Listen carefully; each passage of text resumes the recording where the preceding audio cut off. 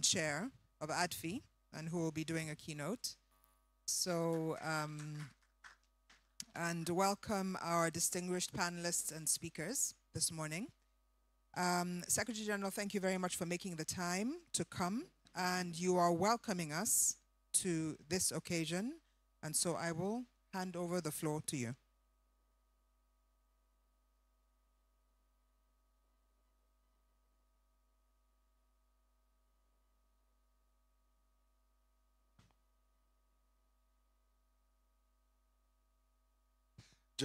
Good morning, everyone. Just to say that I must run away. So if I do run away, I didn't abandon you. Yeah, I needed to do this because you can never refuse in Didi.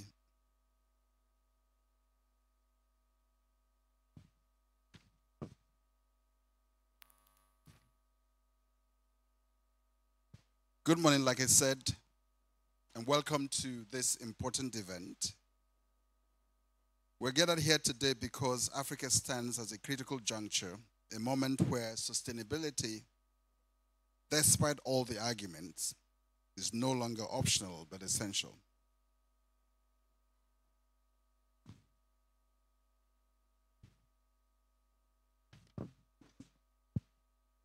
To implement the bold sustainability strategies that our continent urgently needs, we must mobilize substantial capital. But this raises a central and pressing question. What tools do we need to mobilize this capital effectively? And just as important, how can we design and deploy these tools to unlock the investment required for real transformation? Today, we're privileged to have in this room a wealth of expertise, leaders in sustainability, and experts in the design of frameworks, standards, and financial instruments. Your knowledge and insights are critical in shaping Africa's financial future. The African Development Bank's 10-year strategy 2024 to 2033 recognizes the urgency of mobilizing climate finance at scale to meet both current and future demands.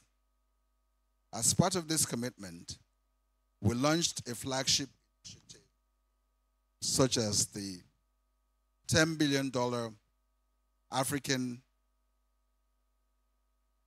Alliance for Green Infrastructure in Africa, called AGGIA, and created innovative guarantee facilities like the $2 billion Room to Run, $2 billion Room to Run, designed to de-risk investment in climate resilience.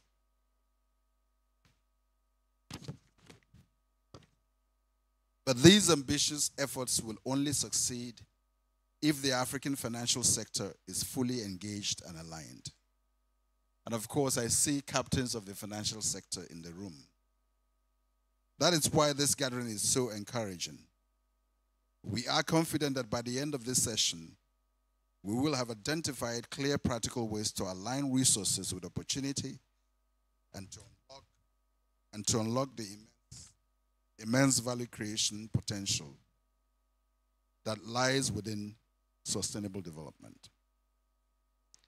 I use this opportunity to welcome you and to say that as you engage, please let's engage in a manner that gives us if you like, the tools to be able to tackle the current global financial landscape as it relates to Africa.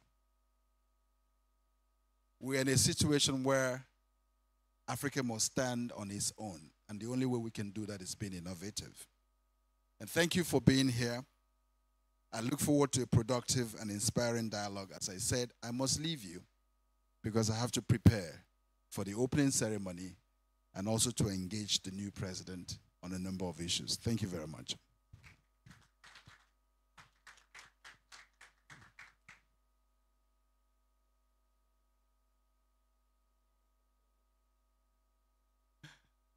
Indeed, ISSB. Of course, we worked with you to be able to come up with a line of with the letter of intent of working together. We do endorse that because that letter of intent is critical as a framework for our working together. So, bravo to you guys, ISSP. Thank you.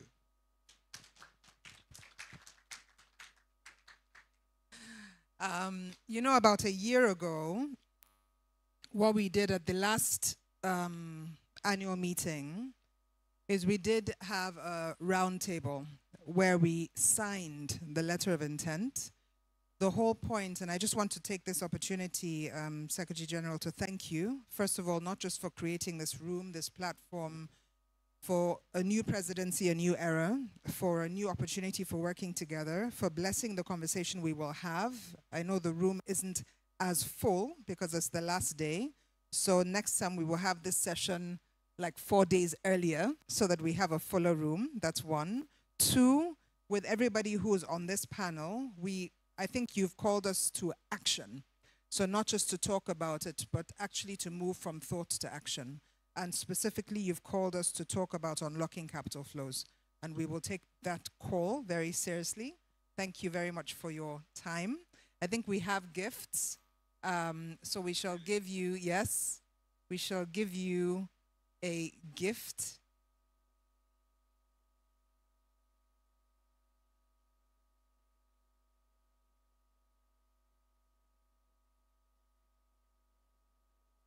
This is a climate pack that our Climate Change and Green Growth Department designed to inform on climate risks, climate opportunities on the continent. So you'll be informed. So this came from the bank. Okay, because I was wondering whether I should declare it. Thank you.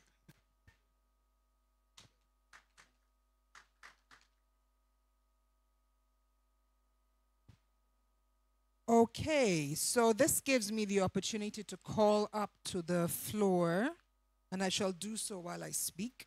So you know who our speakers are. Thank you very much, SG. We have 2 keynote addresses today, and we have 4 distinguished panelists. And I will start by calling up Dr. Timi Agama. He is the Director General of the Securities and Exchange Commission, and has come in especially for this. Also had meetings, I think you're right there. And he will be doing the opening keynote. I'm just wondering, I think what I shall do is, so that you don't have to strain, I shall call you up as well, Patricia. Patricia is the Managing Director of the Ugandan Development Bank and also the Chair of the Association of African Development Finance Institutions. And she will be giving us our second keynote today. So Patricia, if I may call you up as well.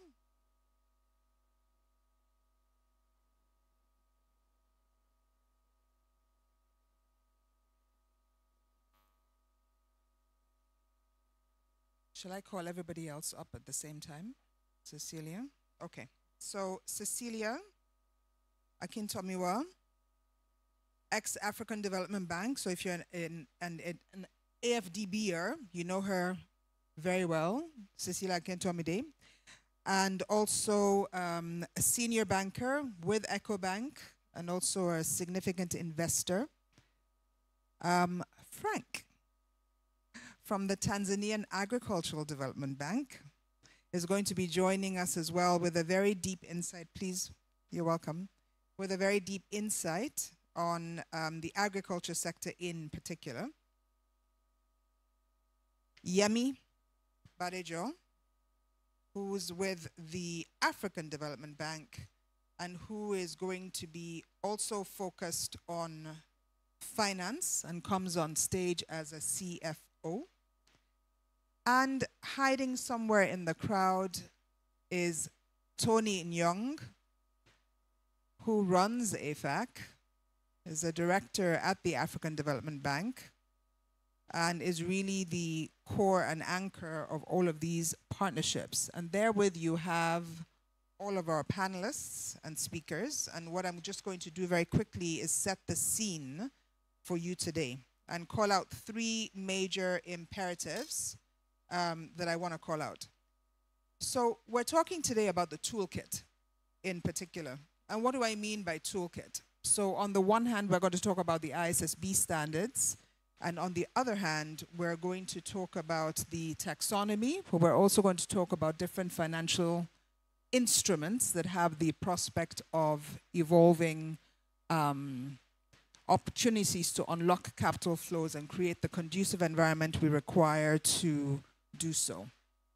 So what I will do first of all is invite you, Dr. Timmy, to speak, and then Patricia, and then I will walk through our slides before we walk into the panel discussion. Thank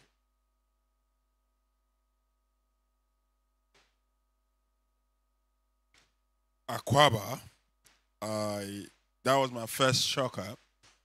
Yeah, because this is my first time to Abidjan, and I've always been to Ghana, and so when I heard Akwaba, I said, am I missing my way? Or only for me to be told that it's a language or a term used in both Ghana and Côte d'Ivoire. So, distinguished ladies and gentlemen, protocols have been established. I won't stand on them, neither will I sit on them. I'll just mention them. It is indeed my pleasure to be here this morning. It's a privilege to join today to discuss a challenge and an opportunity of what importance to Africa, of vital importance to Africa, mobilizing capital markets to bridge the colossal financing gap for climate adaptation in Africa and the critical role the ISSB standards play in escalating this and enabling this. Africa contributes less than 4% of global greenhouse gas emissions, yet bears over 25% of climate-related losses. Experts estimate our continent faces an annual climate adaptation financing shortfall of up to 100 billion USD by 2030. The 2022 African Economic Outlook by the AFDB estimated that the continent needs around $500 billion of climate finance by 2030. Africa will also need to invest more than $3 trillion in mitigation and adaptation by 2030 in order to implement its nationally determined contributions. These figures are huge, but they are huge because the subject we are speaking to is actually huge. But it depends on us as Africans to be able to deal with this issue the way we should deal with it. These figures are not mere statistics. They translate into lost livelihoods in the Sahel, vanishing fish stocks in the Gulf of Guinea, and more frequent flooding in Lagos and Nairobi. They reflect a deepening divide between vulnerability and resilience. It's so important that we emphasize this particular issue because each and every one of us sitting here has a story to tell about what this has done to us. I have a story to tell, and I'm sure you have a story to tell. Perhaps I should give you a little of mine. My 92-year-old mother usually will go to the river to fish for fresh fish because that's what she eats. Unfortunately, that was when she was young. Today she's old and she's deprived of that. What can she get? Nothing. But even the ice fish that she would normally get comes after so long a time. What is the cause? Climate change. What is the cause? Pollution. What is the cause? Degradation. So clearly, the stark reality is undeniable. Africa contributing minimally to historical emissions, faces severe impacts of a changing climate, which includes devastating drought-threatening food security, rising sea levels, engulfing coastlines, and intensifying storms, disrupting lives and economies. If you go to the north of Africa, of Nigeria particularly, you will see this happening live, because all through is desertification. You will look through to kilometers and you won't find any tree. All you will see is just dust blowing out of the land. And so it is critical for all of us. It is critical for Nigeria. It is critical for Africa.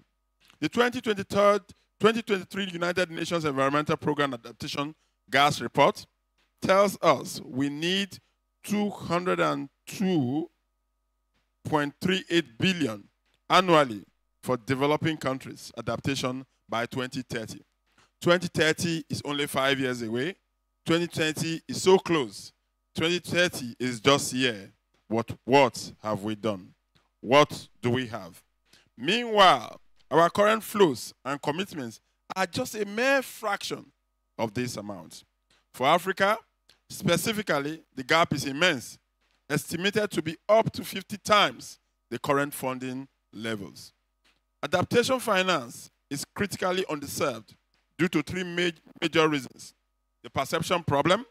Adaptation is often viewed as non-revenue generating and local, making it less appealing to private investors who seek return-oriented projects like solar or wind farms.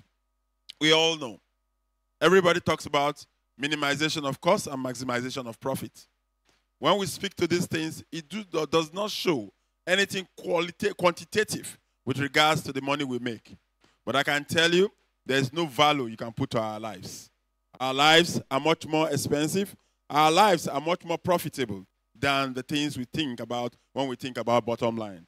Hence, it is important that we take this very, very seriously. The other issue, major reason, is data and measurement gaps. Quantifying the benefits of adaptation, like avoided losses or increased resilience, remains difficult without standardized and transparent frameworks. Of course, risk aversion is one of them. Adaptation investments tend to occur in long horizon, vulnerable regions. Deterring risk-averse private capital is also a point to note. This is where our capital markets must step in and where the International Sustainable Standards Board becomes very vital. We must thank the ISSB for leading the way.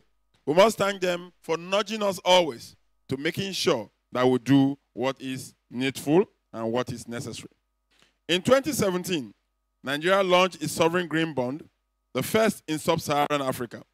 Within months, it was oversubscribed by 2.5 times, driven by Nigerian pension funds and diaspora investors seeking both yield and impact. Of course, the next is in the works, and I believe strongly that it will happen sooner than later. This demonstrated that local institutional capital can be mobilized for climate projects when the right instruments and confidence-building frameworks are in place. This work that is being done by ISSB, championed by Dr. Edozien, is just one of those actions that needed to be put in place. Unfortunately, the hall is empty. The hall is empty because we probably still have not caught the bug of how important this is to us, to our country, and indeed to the world. From this journey, we learned several important lessons. Regulatory clarity matters. Clear frameworks for what qualifies as a green investment attracted long-term institutional capital. Local currency solutions are essential. Minimizing currency mismatches protected both issuers and investors. It is important that it's only within education that we can actually draw local investors into this game. That education is vital, it is important, and it is essential. Stakeholder collaboration is key. Regulators, multilateral agencies, and the private sector must work in concert to build trust and innovation in nascent product structures. How do we develop products? Products that people will need, products that people will speak to, products that people will understand, and products that people can measure their impact. These experiences offer a blueprint for other African countries. Start with flagship sovereign issuances, deploy blended finance vehicles to crowd in private sector capital, and align definitions and disclosure standards across jurisdictions. All that this requires is clear understanding.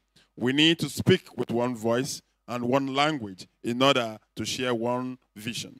We need the scale, innovation, and efficiency that deep liquid capital markets offer.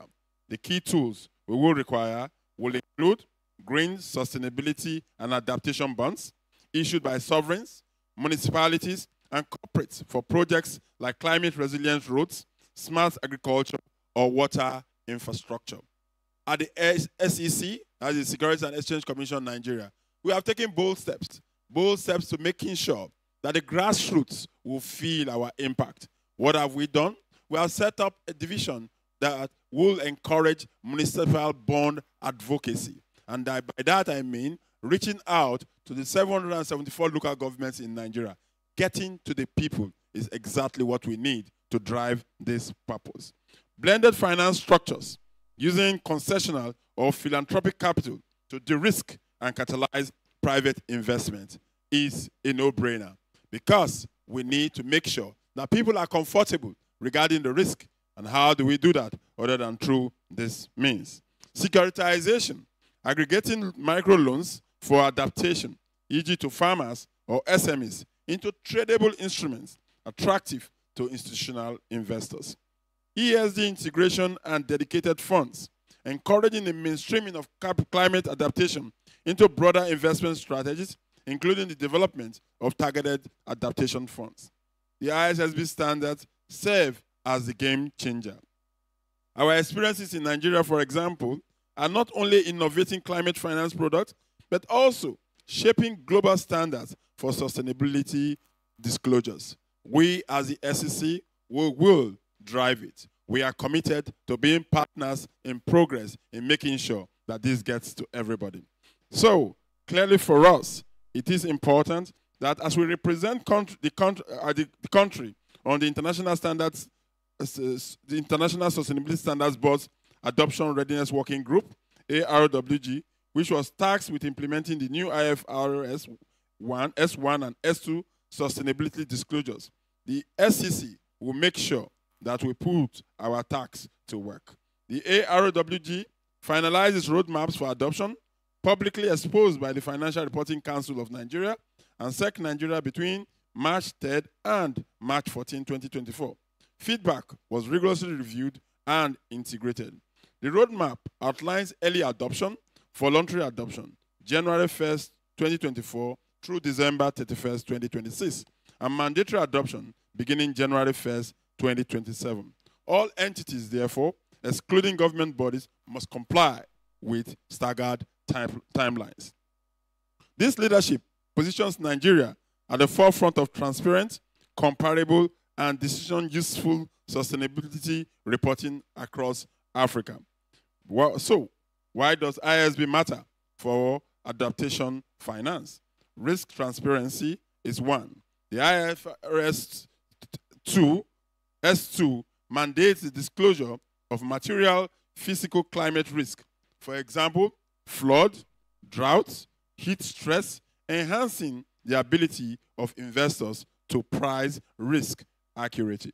Comparability and standardization, S1 and S2, create a global baseline, enabling investors to compare climate strategies across borders and sectors, vital for scaling African adaptation projects.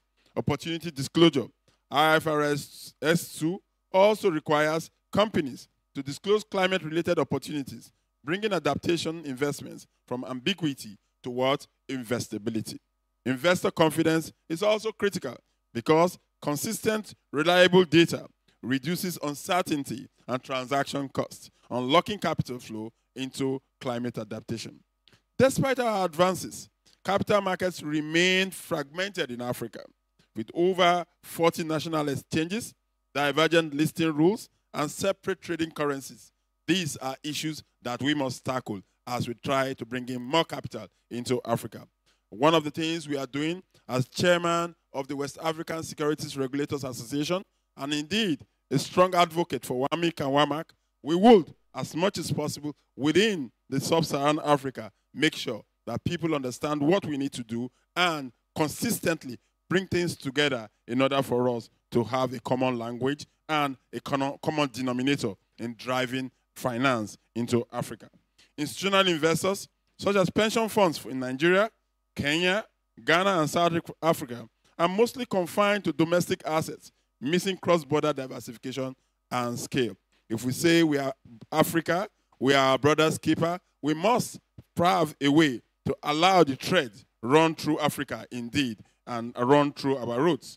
Harmonized standards and shared ESG taxonomies can reduce duplication and post-trade friction, while regional issuance and joint underwriting can expand the investor base. To scale adaptation finance, we must deepen regional market integration, harmonize ESG standards, and deploy tools like credit enhancements to de-risk early-stage climate investments. One of the objectives and goals that we decided at the SEC to pursue is to set up an African Securities Regulators Association in order to bind African securities regulators so that we are able to passport our rules and regulations, making sure that life is easy for the issuer and indeed for the investor.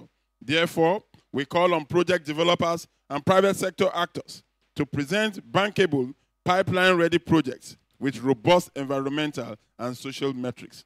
Engage in public-private dialogue to shape policy and product innovation. In conclusion, closing the climate adaptation financing gap in Africa is not a distant aspiration, but a development imperative, and one that demands our collective ingenuity and capital. We must think out of the box. We cannot remain in the box and expect capital to flow, because when we are in the box, we are clogging the box, and certainly capital will not get in there.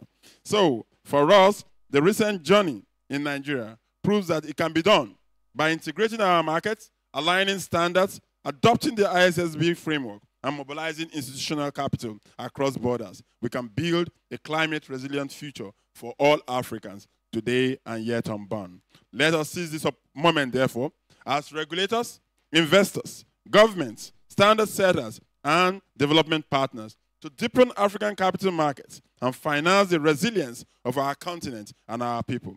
Thank you very much for the opportunity to share our thoughts and to share our vision regarding Africa in this particular noble and, of course, vicious race. Thank you so much.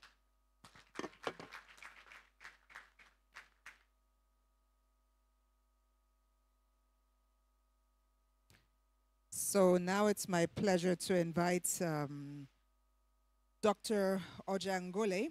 And let me just add that Dr. Agama's PhD, surprise, surprise, is actually in the impact of cryptocurrency operations on macroeconomic variables. So interesting connection in your role as the DG Sec, where you're also emphasizing the regulation of digital assets as well as the modernization of capital markets and also the embrace of sustainability.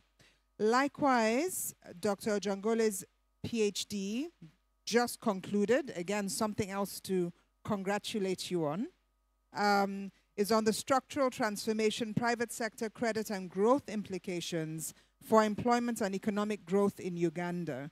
And of course, not just is your leadership at the Uganda Development Bank so important, it's also about connecting DFIs and what you're now doing at the Pan-African level, unlocking capital flows, which we're going to hear about also from the private sector. So, Dr. Patricia, over to you.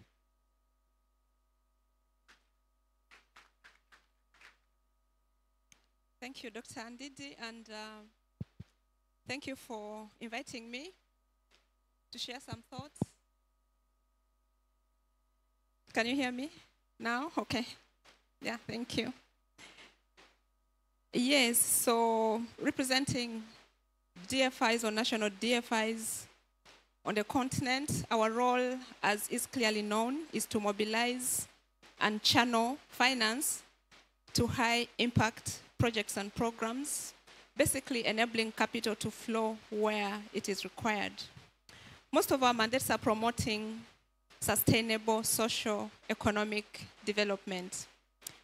It means investing in projects and programs that deliver sustainable impact, and for this you require sustainable finance. I'm just trying to create a link between sustainable finance and what we do on ground, investing in sustainable projects.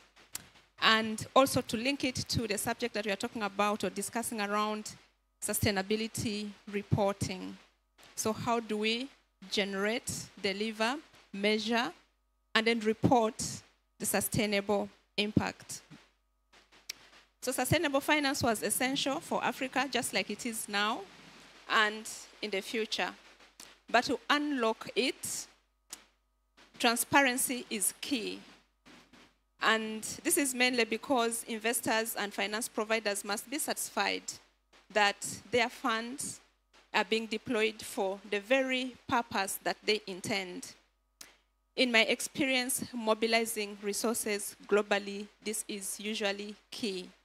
Mobilizing sustainable finance to deploy where?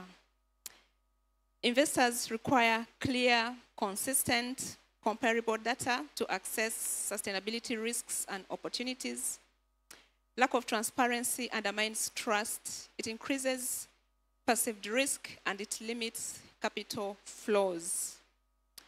And transparency enables alignment between financial returns and development impact. In the bank that I lead, we talk about profitability through sustainability. And what we have found ourselves doing a lot of times is, yes, we must report, but report what?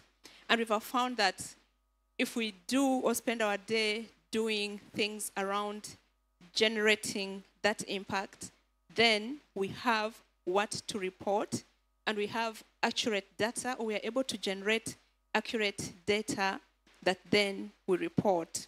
So just not profitability through sustainability.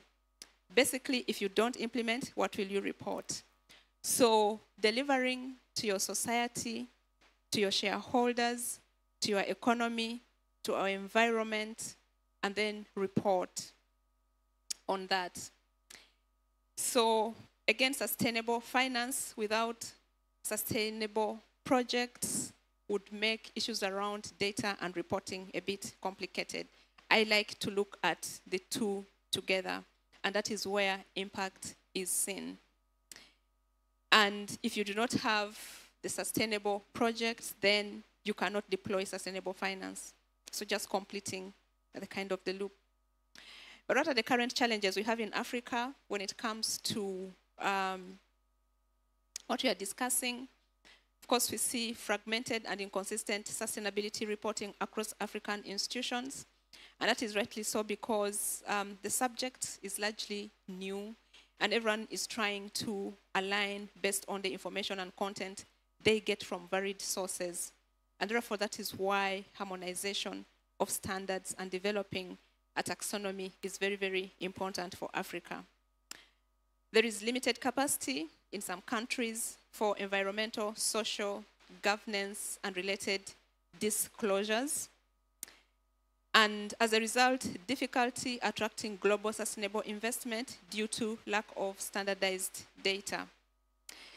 And I think for me, this is the very case for ISSB adoption, because it then provides a global baseline for sustainability-related disclosures, consolidating standards like TCFD and SASB. It will help align African institutions with global reporting practices.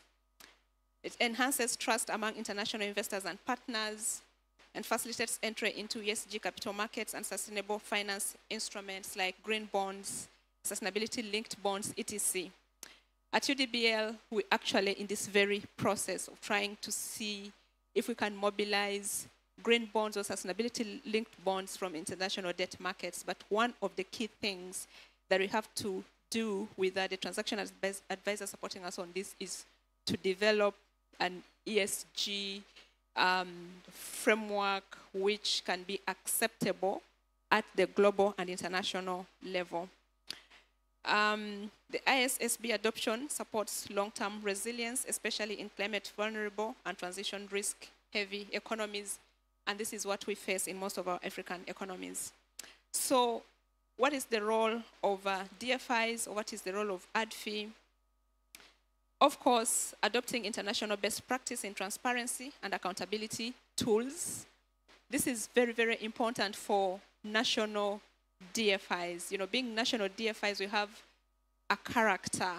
And one of the things that we must see is to try to align and adopt international best practices, because we operate in a global setting and global environment. We must lead by example in adopting the AISSB aligned disclosures in our reporting portfolios. And to this, ADFI is working around building capacity among our member DFIs on ISSB implementation. And then we'll also be working on promoting harmonization of sustainability standards across the continent and supporting policy engagement to integrate ISSB in national regulatory frameworks.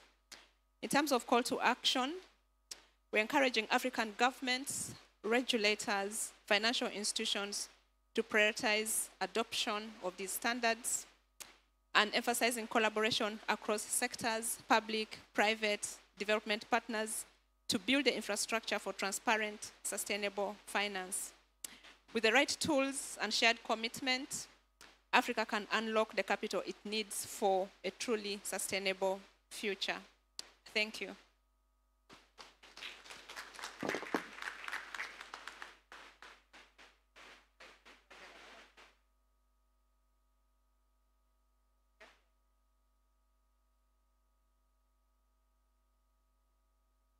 Thank you so much, Patricia. We're going to let Patricia run. As you can see, we're playing musical chairs up here. So since I now need to moderate the panel, we're going to let Patricia run.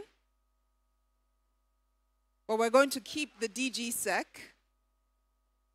And he's going to be part of the panel. So congratulations on your gift. Congratulations on your chairmanship. And we're looking forward to you taking action to everything that you discussed. See you again soon. Applause for her. Yes, there are slides, but I think it's much more exciting to actually listen to the panel. And so I think there's an email address up there. If anybody wants these slides, which give you a deeper dive on the ISSB, I'm happy to send them to you. And if we do have time or we get bored of listening to the panelists, I can always walk through the slides if I need to deep dive on anything. Tony, I don't know whether you have a microphone right next to you and whether we can start with you. So obviously the theme of today is looking into the toolkit, fostering a conducive environment for sustainable capital flows. We've heard about different toolkits. We've already heard about the importance of the capital markets, and DG Sec has spoken about the role that the ISSB plays in that regard. Yesterday, there was a very important roundtable around the taxonomy, creating a common language across Africa. AFAC itself is a collaborative platform where different entities are working together towards unlocking capital flows. So maybe you want to speak a little bit in terms of helping us lay the ground. Why are we talking about looking into the toolkit, and how are these tools, and what kind of tools do we have in mind in terms of unlocking and mobilizing capital flows in Africa? Yeah, thank you very much for the opportunity, and thanks to the colleagues for being here. Let me start by saying that the African Development Bank did not just stumble into sustainability. It's something that has been carefully designed. 2009, let me just take us back a little bit. everybody kept saying Africa has a lot of resources, opportunities, when you talk about biodiversity, it was Africa and so on. But then we did a study with the World Wildlife Foundation that showed that Africa's ecological footprint was bigger than what people thought and was actually depriving us of the benefits of development. So that led to the publication of the Africa Ecological Footprint. 2 years after that, we developed the first 10-year strategy of the bank that hinged specifically on green growth, transitioning to green growth. And we're the first MDB to actually set our 10-year strategy based on that. That was from 2012 to 2023. The SG has talked about the current one, which also is a continuation of that. So this has been very important to us. And on the other hand, we also find that when you look at the climate change space, though we will look beyond just climate, look at the climate change space. We contribute the least, but bear the greatest of the impact. So it's important for us that in being able to implement our common objective as a bank, we cannot afford to say there used to be a road somewhere there used to be a bridge somewhere there that has been washed off, wiped away or something. So we build these issues of sustainability, environmental, social governance into every of our investments. And what do? We have several tools that are helping us to address these issues, either to address the environmental consequences or the climate change imperatives and so on. And so what we've done is we have several tools. We have, which my colleagues will talk about in detail also later. For instance, we have our green bonds. These are quite important. The DG has talked about Nigeria being the first to launch a sovereign green bond in Africa, which is true. So we have that, and we worked with the country to make that happen. Then we have also established tools like the gender marker, which we should not ignore because that's what is helping us to ensure that we take development to everybody. Then we have tools like the environmental and social impact assessment, where we screen all our projects. We have the climate safeguard system that allows us to screen and categorize every project based on these tools. These have become very necessary. Then we also have the ISSB standards, which is a welcome idea because when we looked at the predecessor to that, which was the Task Force on Climate-Related Disclosures, we found that the participation of African countries was very low, or our institutions. And being able to establish the ISSB, has let many of us see the other side, the benefits of bringing in our countries to apply global standards in things that they do. But we realize that basically we can't do what we did to do alone. For instance, we receive just about 11% of the climate funds that we need, the need and what is available. And so we established AFAC, the Africa Financial Alliance on Climate Change, 2018, with a goal of seeing how we can strengthen our local financial sector to allow them play in that space, play in the global space, channel resources to the organizations like Patricia has talked about. So that was how we've been able to bring that and create AFAC for what it is. But with AFAC, with AFAC, we've been able to now say, what are the things we're able to do better? We've signed on to the ISSB standards, IS 1 and 2, which we see as a very important instrument in bringing transparency, in bringing us to be able to implement global standards. And we've been able to develop a taxonomy of climate finance, like you've talked about, it doesn't make sense for us to have very different definitions of the same thing all over. It's difficult for us to coordinate and report. We're dealing with issues of enhanced transparency framework, which is also very important in helping countries to attract resources to them. So broadly, being able to apply ourselves, these standards have allowed us to mobilize resources.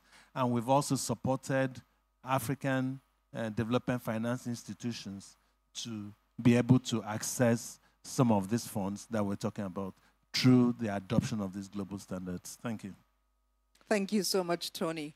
What I've realized is that actually when I sit, it's much more difficult for me to drive a dynamic conversation and make participants jump among each other. So I'm going to struggle with that a bit. And if I'm struggling, I'm going to get up and sit on that podium. And then the other thing I realized that we've lost the slides.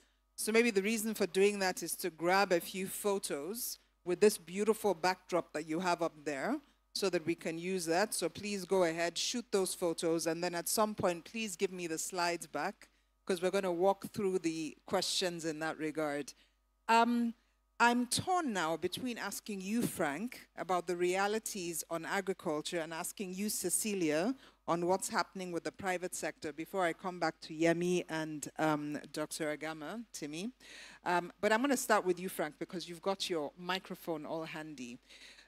From an agriculture perspective, so Uganda, again, as well as Tanzania, as well as Nigeria, as we've heard, have adopted the ISSB standards. And if we had the slides, I would make the point about the reason why these standards are important is because it's about embedding sustainability-related risks and opportunities in general purpose financial statements. Now, one area where this is particularly essential, and we heard about it when you spoke about your mother and fish, agriculture, which is something that is your mainstay and you're an expert in.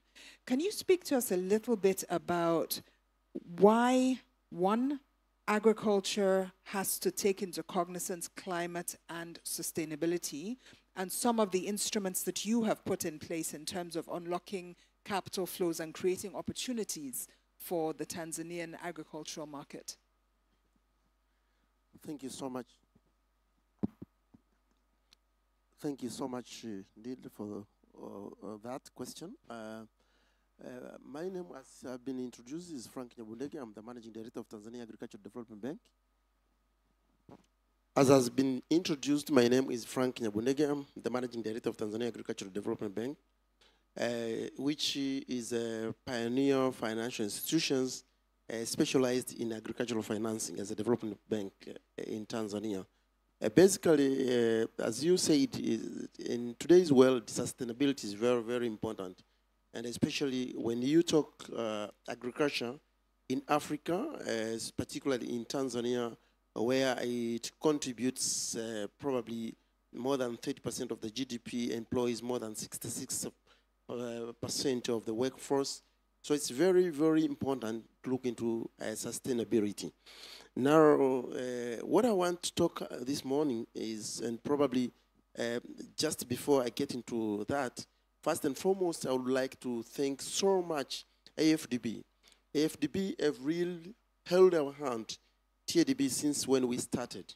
When we started, the initial money that we got into came from AFDB, which was around $85 million. And we've seen other sports. We got $66 million last year from AFDB.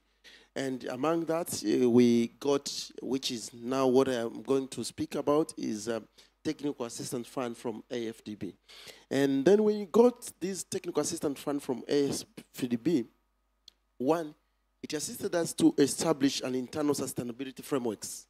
And of course, we worked with a Global Center for Adaptation when we got these funds from AFDB.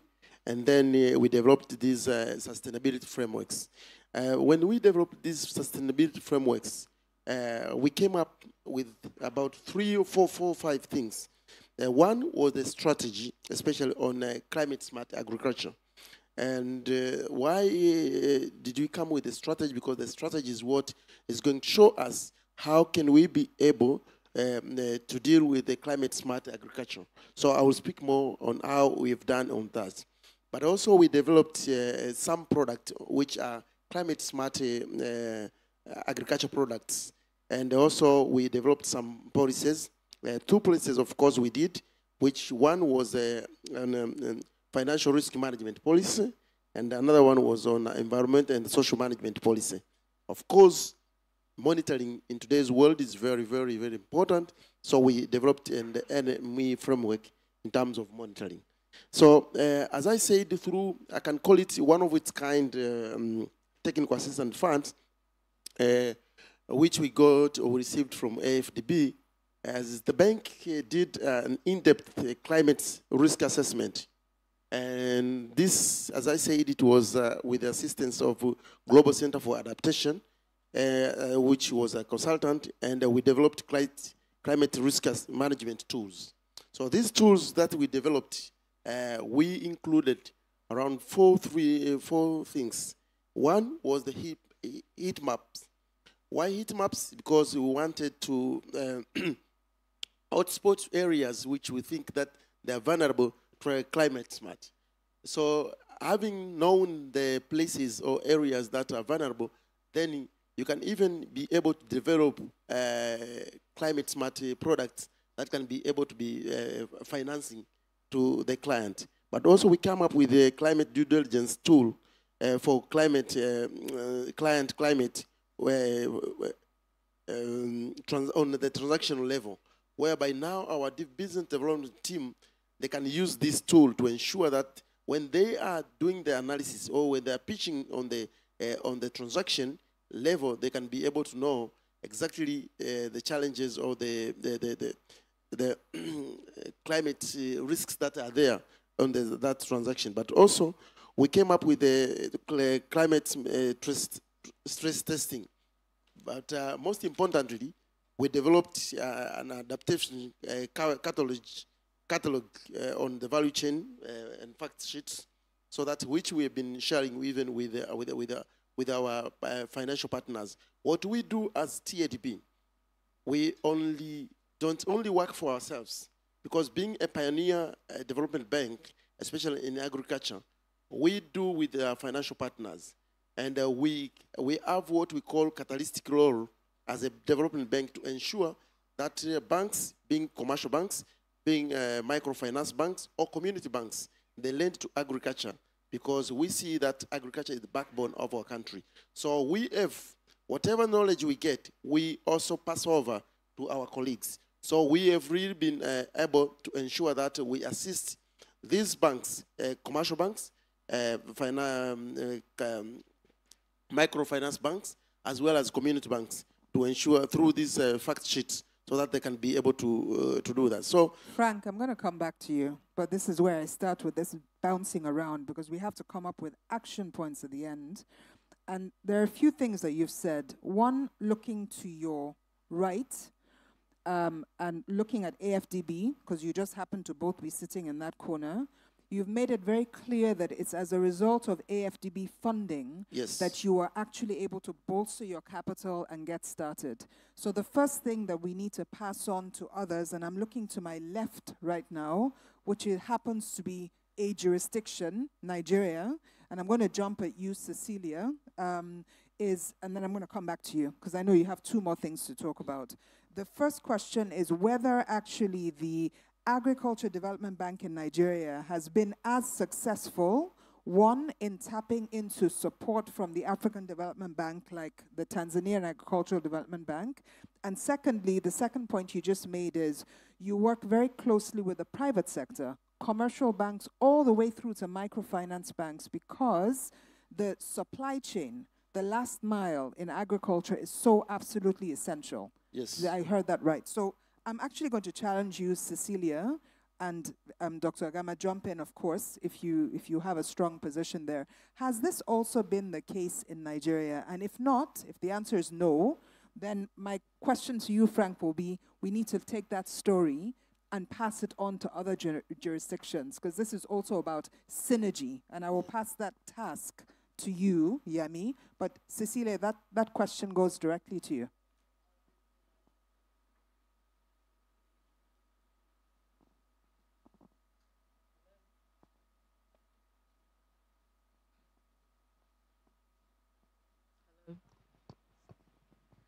Thank you very much. So, my hat is not necessarily a Nigerian hat, because EcoBank operates across 33 African countries. But my recollection is I'm not sure that we have tapped into the resources of the African Development Bank from a financial perspective. But I think from a knowledge perspective and creating awareness, there's been some growing, I would say, relationship.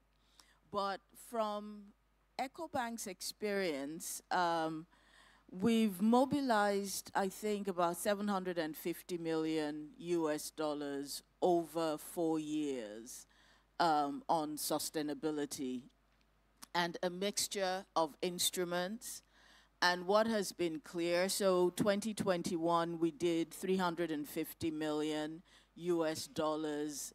We issued notes on the London Stock Exchange. Our experience from that, from a supply side, it was 3.6 times oversubscribed. So supply is abundantly available. You just have to be able to structure it, have the track record in the markets, and you can have a similar experience. Pricing was also reasonable. Now, on the demand side, which was us deploying those funds across the continent, it was deployed without any problem. I mean, we were out hungry for more in less than 3 months. So supply, demand exists, but I said London Stock Exchange and US dollars. So immediately you know that there's a currency mismatch there. And what we need to start doing is finding ways of actually doing something similar, but tapping into local currency.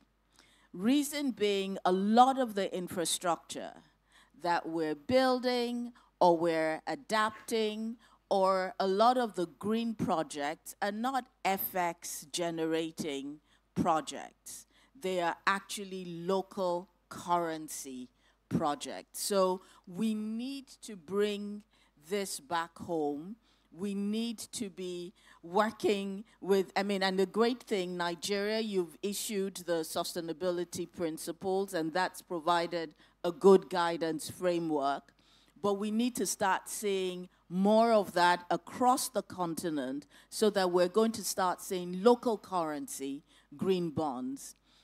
2, we also did a 200 million sustainability linked note, so 200 million US dollars sustainability linked loan with the European DFIs. And that was a very good experience. It was led by Proparco, and not only did they provide funding for sustainability-related projects or green projects, but there was also helping to build our capacity as an institution. And we're going to be needing a lot of this for commercial banks across the continent, because this is new, relatively, and capacity of bankers, you absolutely need to build that capacity. To a large extent, sustainability is being looked at from a climate change perspective. And so the conversation is taking place with the risk team. But this is a conversation that goes beyond the risk team. This is actually also a funding conversation. This is a business conversation. It's about the core business strategies of our banks. And so we need to, it's great that we recognize the risks, but we also need to go beyond having a risk discussion to a true business discussion. And I am so happy that this conversation is taking place at AFDB annual meetings, and Professor Anthony Young is here. And one of the things that I think we absolutely need to do quickly is a conversation on how do we train our bankers. I mean, they're the ones doing origination of projects. So how do we train them to start originating these green projects? You know, we've talked about the issue of taxonomy and why it's so important. But you know, folks ask the same question. I need to do an adapted highway. My previous highway project before sustainability discussions, and now this highway project with us talking about adaptation, who defines what is an adapted project? Who certifies that this project as designed, this infrastructure as designed, actually meets those adaptation standards? So these are some of the conversations, and these are areas where we need to partner with the DFIs. Thank you. Cecilia, thank you so much, and thank you especially for those questions as well. I see DG. Go ahead. Yeah. So thank you very much. I just want to pull us back a little bit, because where I hear us discussing about sustainability, funding, and all of that, I see a lot of banking stories. It's not banking, you know, in my perspective. It's capital market. Everything about funding, really speaking, especially when it comes to projects, agriculture, transportation, you know, infrastructure, it's long-term. And when we speak long-term, we're speaking about capital market. We're speaking about, and when it comes to domestication and domestic, you know, capital raising, it's capital market. How do you harness the domestic capital among the people, the institutions? In fact, when you speak about pension funds, long-term money, it is capital market. How do we structure projects around that? How do we originate from the capital market side, particularly providing instruments that fits the mindset of the people, knowing that it is going to create an impact, either social or change the bottom line of these institutions? So for me, it is speaking to that. And you see, let's not get it wrong. There is capital in Africa. There's capital in Nigeria. Most recently, there was a shameful incident that happened in Nigeria. I'm sure all of us probably will have heard about it. It's called the CBEX, you know, scandal, where some young men decided to get money from Nigerians and to the tune of over 835 million US dollars, 1.33 trillion naira, and went away with the money. Imagine just half of that money being channeled into the market, into sustainability, into changing lives, into bringing impact, and into getting people to understand that we are looking out for them and their future. So let's begin to think capital market. Let's begin to think about creating instruments that people will be interested in and that affects their lives. And there is nobody here that food does not affect the life, road does not affect the life, hospital does not affect the life, infrastructure does not have, there is just nobody here that doesn't have those impact, you know, as a vision to look up to. So for us, I believe strongly that Africa, we have the opportunity, we have the skill, and we have the power. Let's use it. Let's unleash it, and we'll get progress. I love the energy and the passion that is evolving. I love also that debate between banking sector, what is the role of the commercial banking sector, the deepening of the capital markets, which is absolutely key, and what you've both agreed on is that we need local currency bonds. And then also in terms of volumes, you've both spoken about, and I'm moving back towards Yemi, I'll come to you, and then I'm coming back to you, Frank. For example, take this number. Climate resilient infrastructure requires $10 billion per annum. Right now, we're raising, if we're lucky, $5 billion per annum, so there's a gap. But we're here also to talk about toolkits and tools. And Yemi, yesterday you were speaking about sustainability reporting as a potential tool. So the language that we require, and I think what this actually, if my clicker works, which it doesn't, I was going to show a couple of slides which actually speaks to getting sustainability into accounting language. Clicker is not working. So Yemi, right over to you. Sustainability reporting as a toolkit. And AFDB itself has a task force that has adopted the ISSB standards. We've just listened to the need to have a language and to grasp risks, but also opportunities that have the potential to unlock capital flows, and not just in other currencies, also synergistically within national economies, but also at a Pan-African level, significant capital in local currency. So can you speak to some initiatives that are underway in that regard, especially in your role as CFO at AFDB? Thank you very much for this opportunity. So I would start on, we're talking about toolkits, and one of the interesting perspectives to this is we've got two major players. One is the provider of funds, and then the users of these funds. So the question is, how do I ensure that both the users and the providers are able to meet agreed terms and make sure that funding is made available for sustainability? So, if you see now, a whole lot of decisions, business decisions, have strong sustainability impact. So what that means is that every investor is sitting back and saying, I want to put my money in businesses that are very sustainable.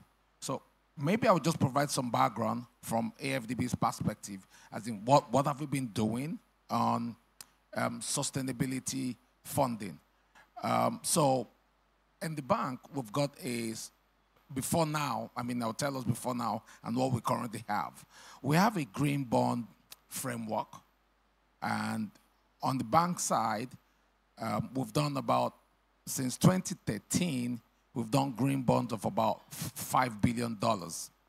And that's about 19 transactions that we've done to date. And on social bond, what we've done is we started that in 2017, and then we've done about $12 billion in social bonds. And we have a framework called the social bond framework in the bank. And what that has helped us to do is able to focus on very sustainability smart projects, and then be able to drive this type of initiative across Africa. Sometime 2023, we issued a new sustainability framework, trying to collapse both the green and the social bond into one, and then being able to unlock capital using other sustainability finance instruments. For example, hybrid capital.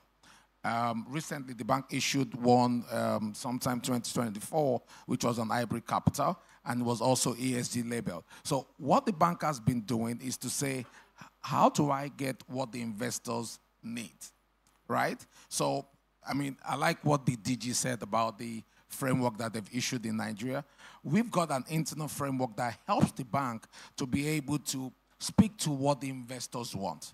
In fact, one of the few things that we've noticed in recent past is that the investors are even asking, which a whole lot of issuers in the market also do, is to say, can you please issue me like a report that is audited, showing that the funds that were made available to you are indeed channel to climate resilient, climate smart projects, because they want feedback. They want to be able to sit back and say, if I give money in Africa, if I give money in Europe, they're going to be comparable. I'm not going to be worried about the kind of information you're going to be providing to me, which is where the ISSB standard comes in. So what has ISSB done? What they've done is to say, we want to create that link between the investor and the users of the fund. We want to be able to provide globally sustainable and comparable information that users of funding can take as the global baseline for decision making, right? And what does that entail? What do we need to do as a business, right? What then needs to happen is, how do we key into this whole concept of the ISSB? A whole lot of people will come and say, okay, it's difficult, it's tough, it's this, it's that. The reality is that you need to really speak to what the investors want. If we need to get funding, then you've got to be speaking the language of the investor, which is where, you know, the ISSB standard is a very good tool that will help you within that context. You know, I mentioned something on auditing. And I mean, what that means is that the investors, they've got this money, but they need you to be able to demonstrate to them that, you know, the project for which you want to, you know, apply these funds are comparable. I want to be able to have some level of assurance that if somebody is funding power in Africa, and then the provider of fund has made this fund available, they want to be able to sit back and say, if I'd given this money to another user, say in Europe, I can conveniently go and sit back and say, the returns that I anticipate, the value that I want to create through this financing will be achieved. So, you know, so the interesting part is that from AFB, from my bank's perspective, what we've done is also to try and key into this whole idea. What we've done, we've set up like an internal steering committee that is leading this initiative from a reporting perspective. We've also leveraged existing infrastructure that we have. Tony's team have got a whole lot of resources that they've put out there. So what we're doing internally is to say, we can't reinvent the wheel.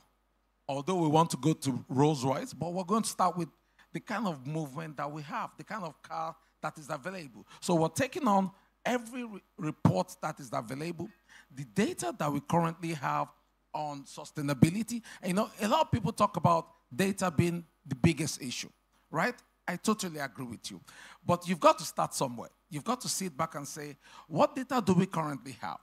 And by the way, there's also some concept within the ISSB standard. One is proportionality, and also talking around how do I ensure that I report looking at the current skill that I have, looking at the data that I have, such that I don't have to put in so much undue cost and effort in meeting this requirement. You know, you've got to just start that. One of the other things we also do at the bank is in terms of stakeholder engagement. At the MDB's level, we've got what we call committee of practice, where MDBs meet like every quarter to discuss critical issues as to how do we identify the key risks affecting sustainability. What are the key opportunities? What are the key changes in our processes, risk processes, financial reporting, every area of the operations, so that we can key into this whole concept of sustainability, so that the investor at the end can sit back. Like I said, the assurance is, how do I ensure any money that I make available in Africa is comparable to any money I've made available anywhere else across the world? Thank you very much for that. Yeah. Yemi, you're so passionate. In fact, you know, I might as well put you forward to make ISSB presentations going forward, because you explain them in such simple terms. I want to open up the floor to questions, and I want to just run through these slides to get back to you, Frank, so that you can make those final 2 points, and then Tony, be on standby. And essentially just two things, Yemi, that you've said. I just want to underscore them. One is that the sustainability standards are now next to the accounting standards on the one hand. Secondly, that we're focusing on a company's prospects and cash flows. So we've shifted and connected sustainability and unlocking capital flows, which is a very important shift that we've made. Decision useful information that is cost effective being absolutely key.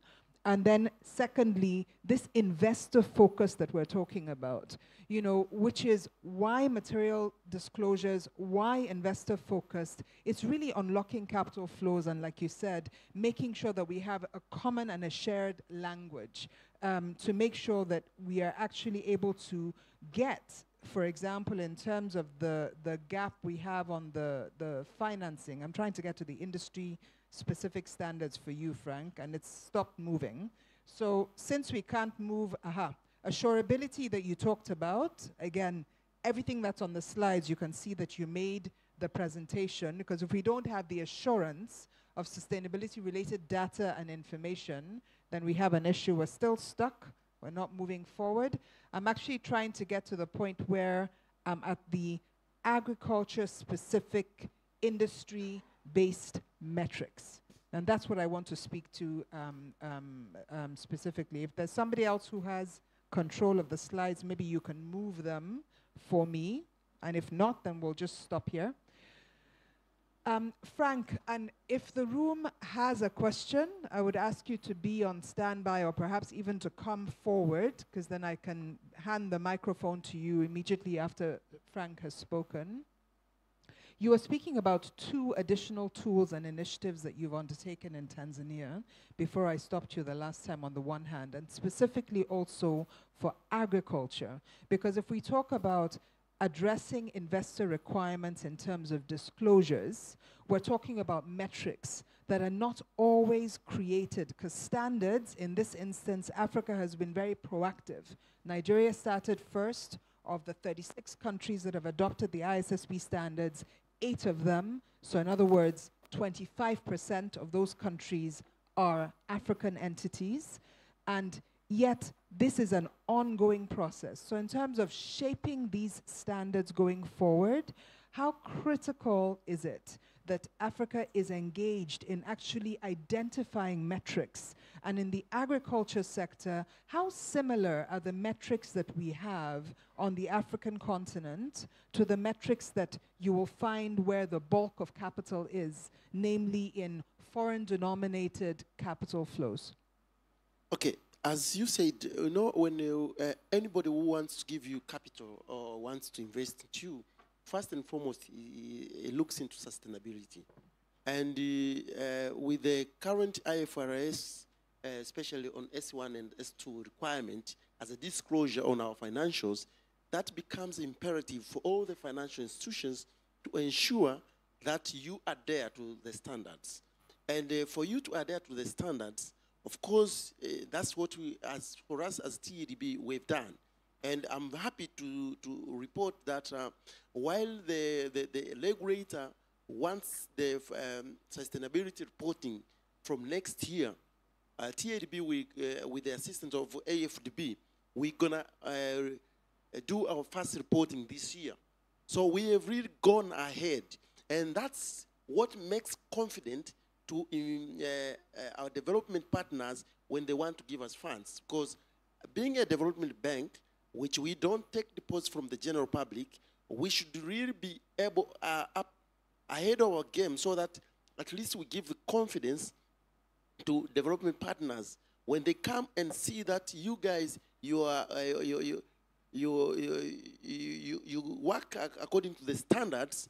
It's easier for them to believe and trust and probably seek funds more, either from themselves or from the other development partners. So, as I was saying, that for us as TADB, first and foremost, we need to know that the IFRS S1 and S2 is now mandatory.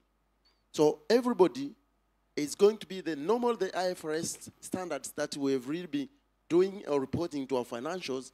This sustainability standards is going to be mandatory. So it's the responsibility of financial institutions and banks like ours to ensure we adhere to the requirement, which is S1 and S2. And in so doing, that's what we've said, that we develop tools which can be able to be conformant to what is the requirement of S1 and S2. And we said that this year we're going to do the first report on SA1 and S2 ahead of what probably the central bank, which is a Bank of Tanzania, requires for us to do next year. So, as I said, TADB is doing the characteristic role in agricultural financing in the country. However, being the bank that we are given the characteristic role, we also train the commercial banks. We also train, we have set even ourselves, while the AFDB are giving us technical assistance funds, we also set funds internally. We know mostly the smallholder farmers are the ones which have been affected. We have established internally what we call smallholder transformation unit. The smallholder transformation unit goes out there to do trainings to this smallholder to ensure that whatever they are doing, they are climate smart related agricultural functions, which it creates also an opportunity to the bank. Why? Because through the heat map that we have established, we see that probably in area A, be it either the normal agriculture, we set it into the crop farming or even in livestock. So let me give you an example of livestock. You have to ensure that probably the breeds that you are bringing in, they are resistant to the area, the weather or the climate in the areas that you are going to be financing.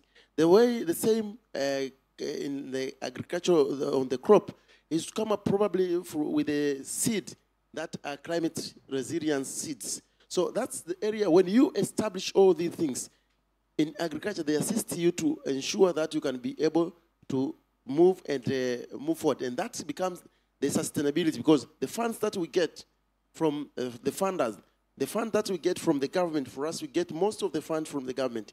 How sustainable are they going to be? And on the development end is to ensure that we only don't get returns in terms of profit, but there is development on our people, and that is sustainable. Thank you so much. I'm looking out at the room and seeing whether, so we've heard you speak a little bit about, I see 2 questions in the room. In fact, I see 3, I see 4. I want to remind you that we have 15 minutes to go, so I'm going to take those questions immediately. I don't know whether somebody can help me with passing around the microphone. And I'm going to ask you to please be brief. I'll take all the questions at the same time. That's 1, 2, 3, 4. I'll pass it to you. Thank you very much.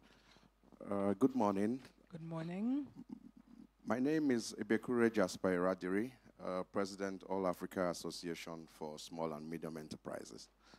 Firstly, I want to commend all the panelists and inclusive of the moderator for your interventions thus far. Very quickly, my question is going to be broad-minded. Taking it from the lens of economic prosperity in Africa, what has been the impact of the sustainability conversations across the continent? You know, would anyone want to give us a view or a perspective? What has been the impact of these conversations? Thank you. Great question. What's been the impact? And I'm going to do a round, because I think we just have enough time for a round, and that is about responding to questions. There's a question right here. Okay, so this is the second question. The third question will be right there, the fourth question. Thank you very much. My name is Vincent. I think we spoke about capital markets a bit here. Now, we're also looking at a changing environment, both geopolitically and economically.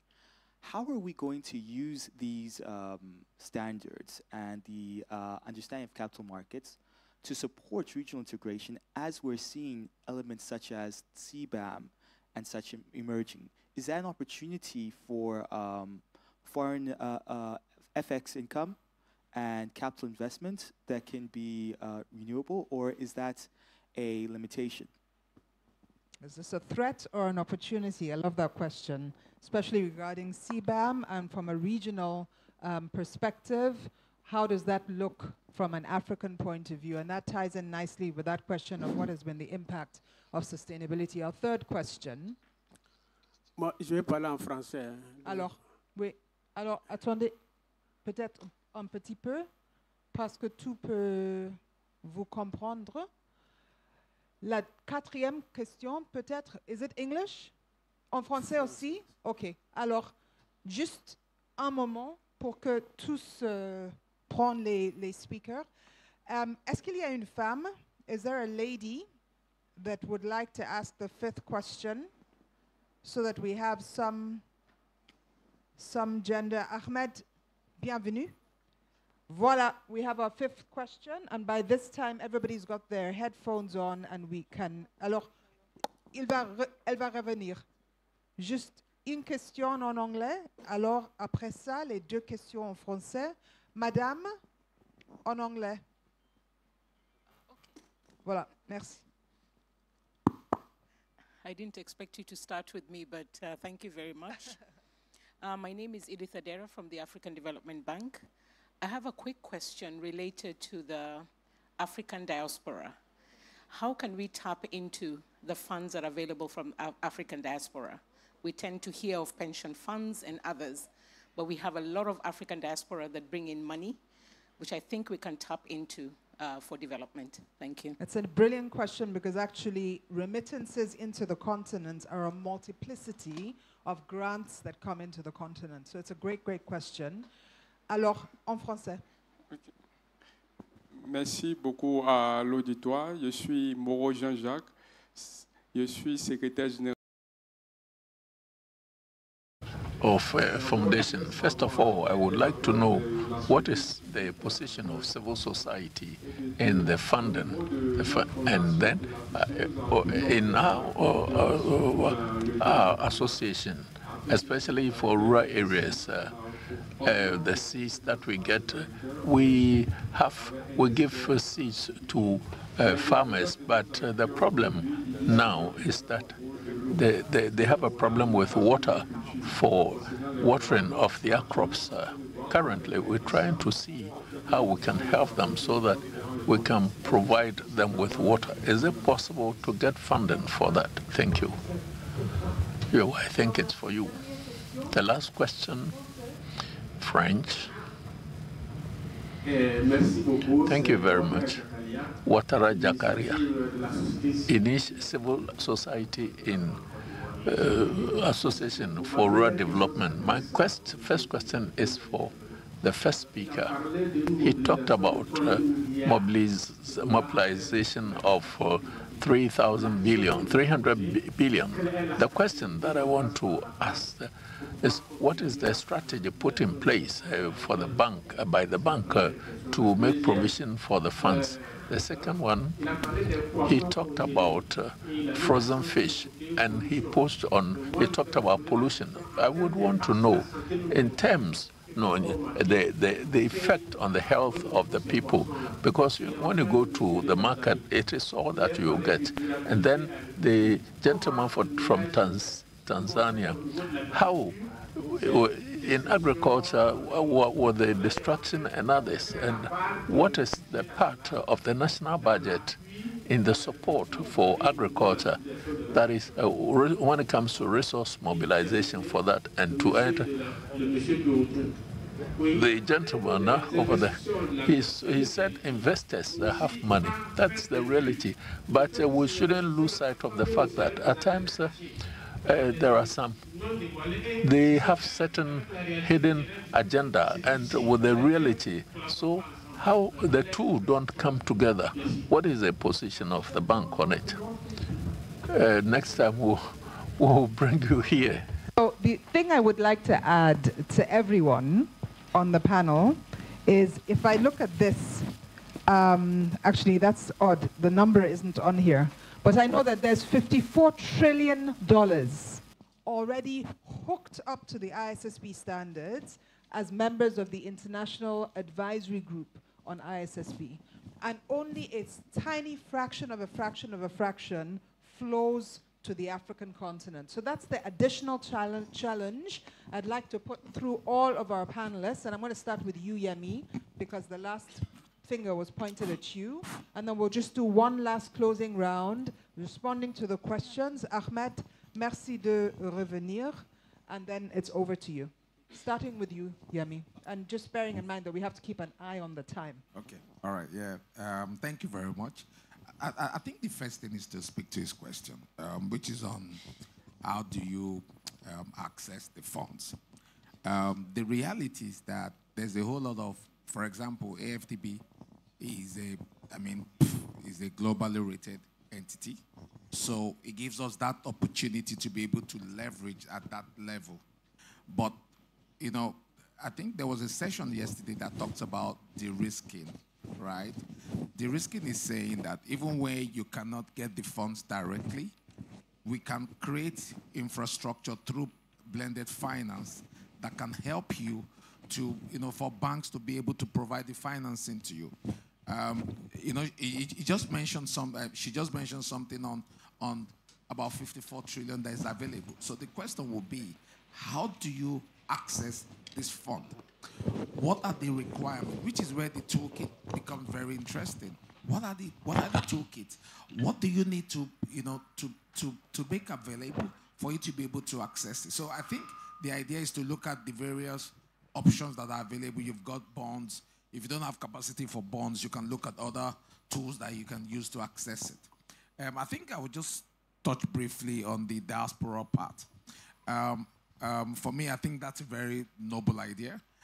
But the idea now is to be able to create the kind of instrument where people can actually, that can meet their risk appetite. You know, a lot of people have fun, you know, as you said, but the question is, are we able to create a product that will address some of the concerns that the investor will want? So once we're able to do that, we can take that conversation forward and see how to bring in all the key stakeholders in you know, pushing this global idea forward. Thank you very much. Thank you, Yemi. Tony? Yeah, thank you very much. Let me quickly touch on two things he has also mentioned. One, there's money. We've always had two groups of people. We meet, one says, we have a lot of money, we don't have projects. The other said, we have a lot of projects, we can't find the money. So what we're trying to do is, how do we bring these two communities together? What constitutes a project? Why would anybody want to put money in your project and in your country? He's talked about risk. Incidentally, much of Africa's risk is perceived risk, but it has become the reality. We've established so many de-risking instruments just to be able to attract the private capital into it. Assets under management, huge. But the ones in Africa, very minute. Why? Partly because of the risk and so many other things. So there are ways. But coming back to the bank specifically, for the civil society, you get frustrated when you hear 300 billion, 500 billion, and you ask yourself, you're just looking for 150,000. Why are we not met? So the African Development Bank has established a couple of smaller initiatives to allow those who are looking for that $1 million, $500,000 to come on board. But frankly, when you are coming on board, it's either we're going to work with you to strengthen your environmental and social governance system because it's a major requirement, you know, and if you have it already, then we can work with you to see how you can access those monies. There are people who, those local communities, that water project you're talking about, $50,000 is a big deal for many people. And so we have some funds that are there, but they are quite interesting, a bit competitive, and so on. So that's about the funding and about the risk. So I think it is important that many of us here that are representing institutions, whether it's development banks or so, let's bear in mind that there is no positive discrimination against Africa in accessing funds. We talk about climate finance, Africa leading just 3% and so on. There isn't. Let's get good proposals, good projects done. Let's get our institutions to be accredited to global finance institutions. Then I'm certain that we will have what we need. Please, may I take permission to...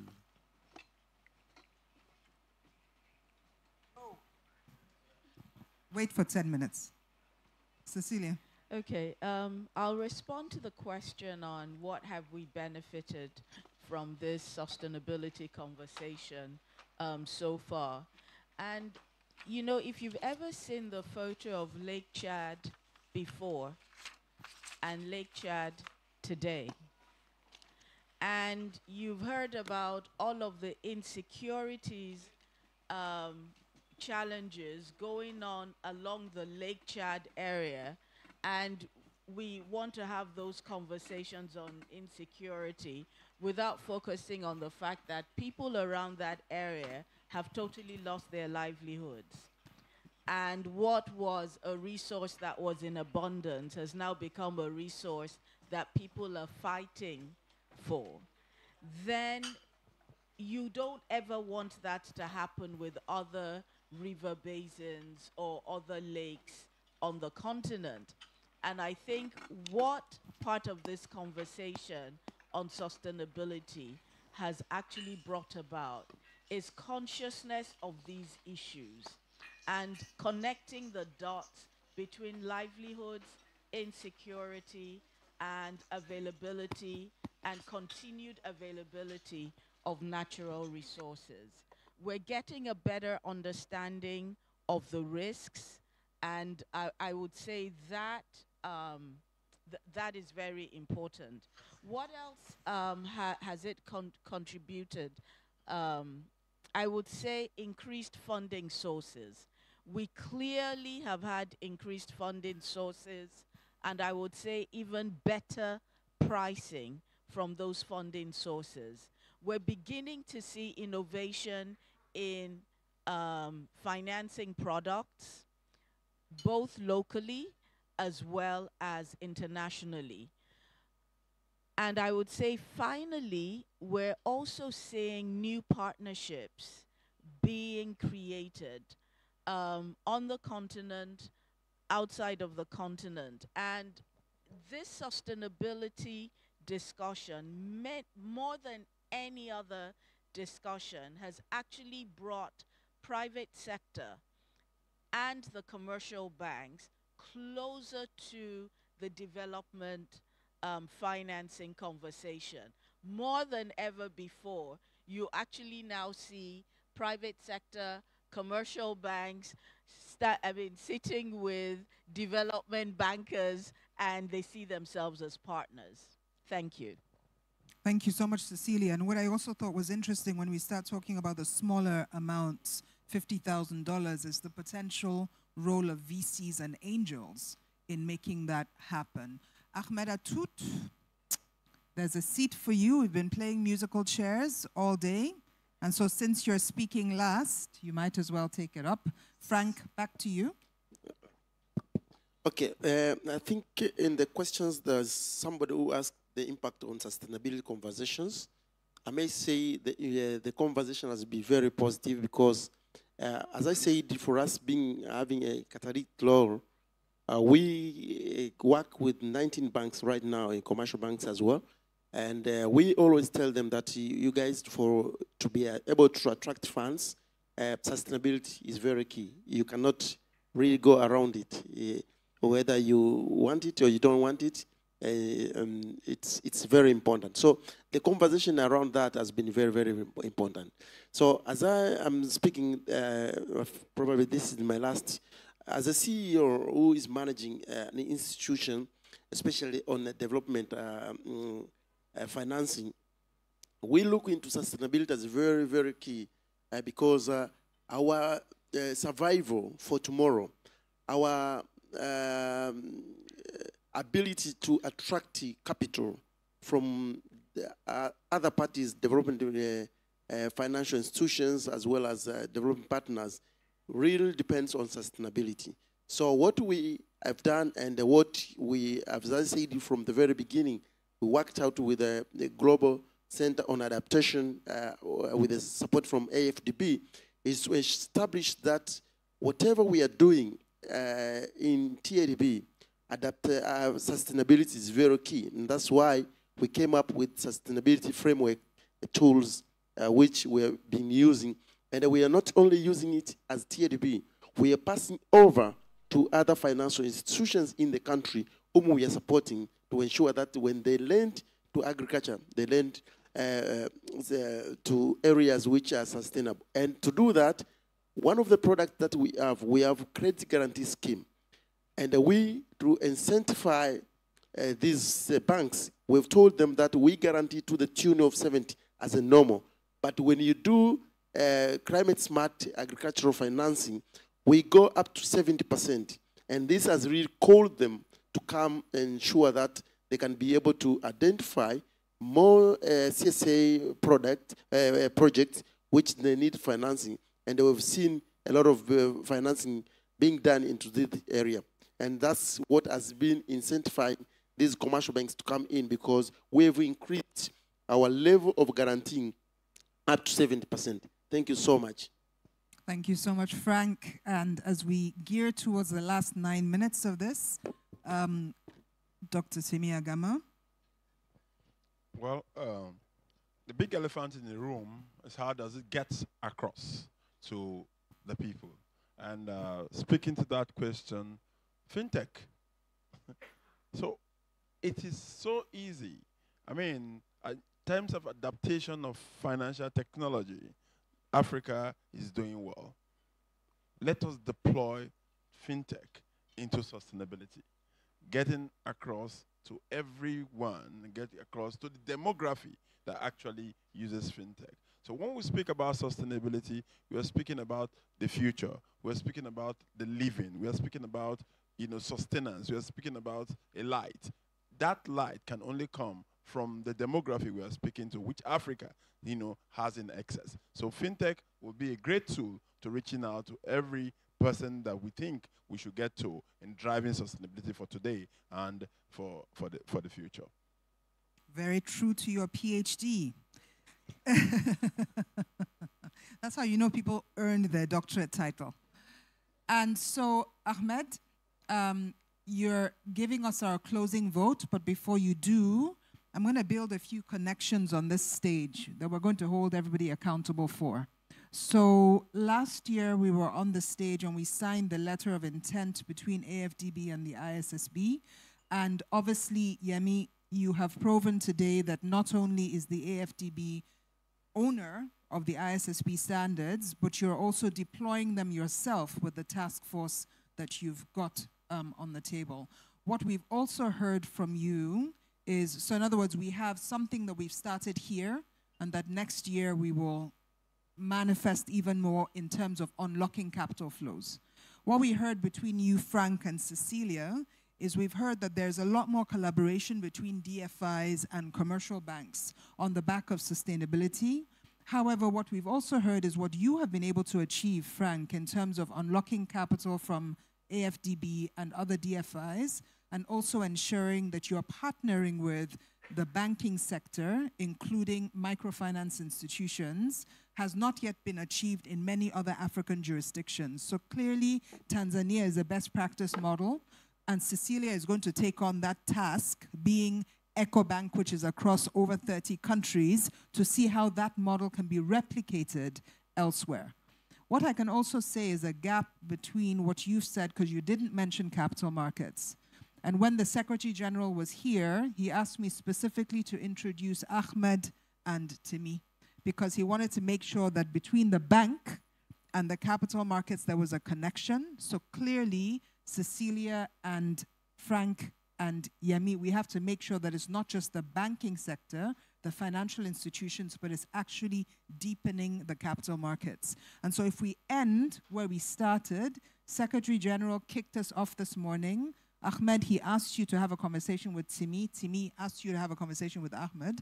Capital markets are at the center of unlocking the capital on the back of the ISSB disclosures, which is a shared and common language. So that is really the task that we are taking away, and Ahmed, that we're asking you to close on, almost with a declaration, because SG started with a declaration on the commitment to the ISSB.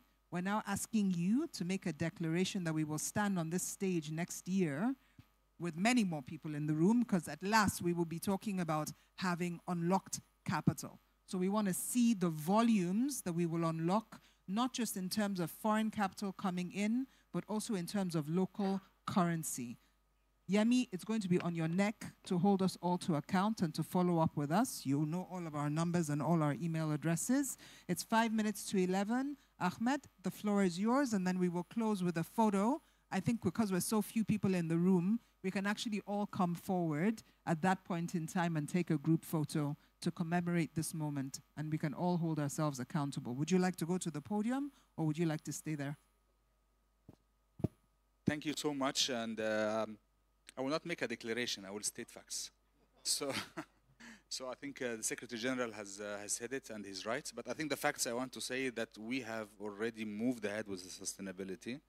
And I think I'm very proud to share that in the last 2-3 financial years, we closed around 2.5 billion worth of sustainability-linked loans and bonds for both private sector and sovereign transactions.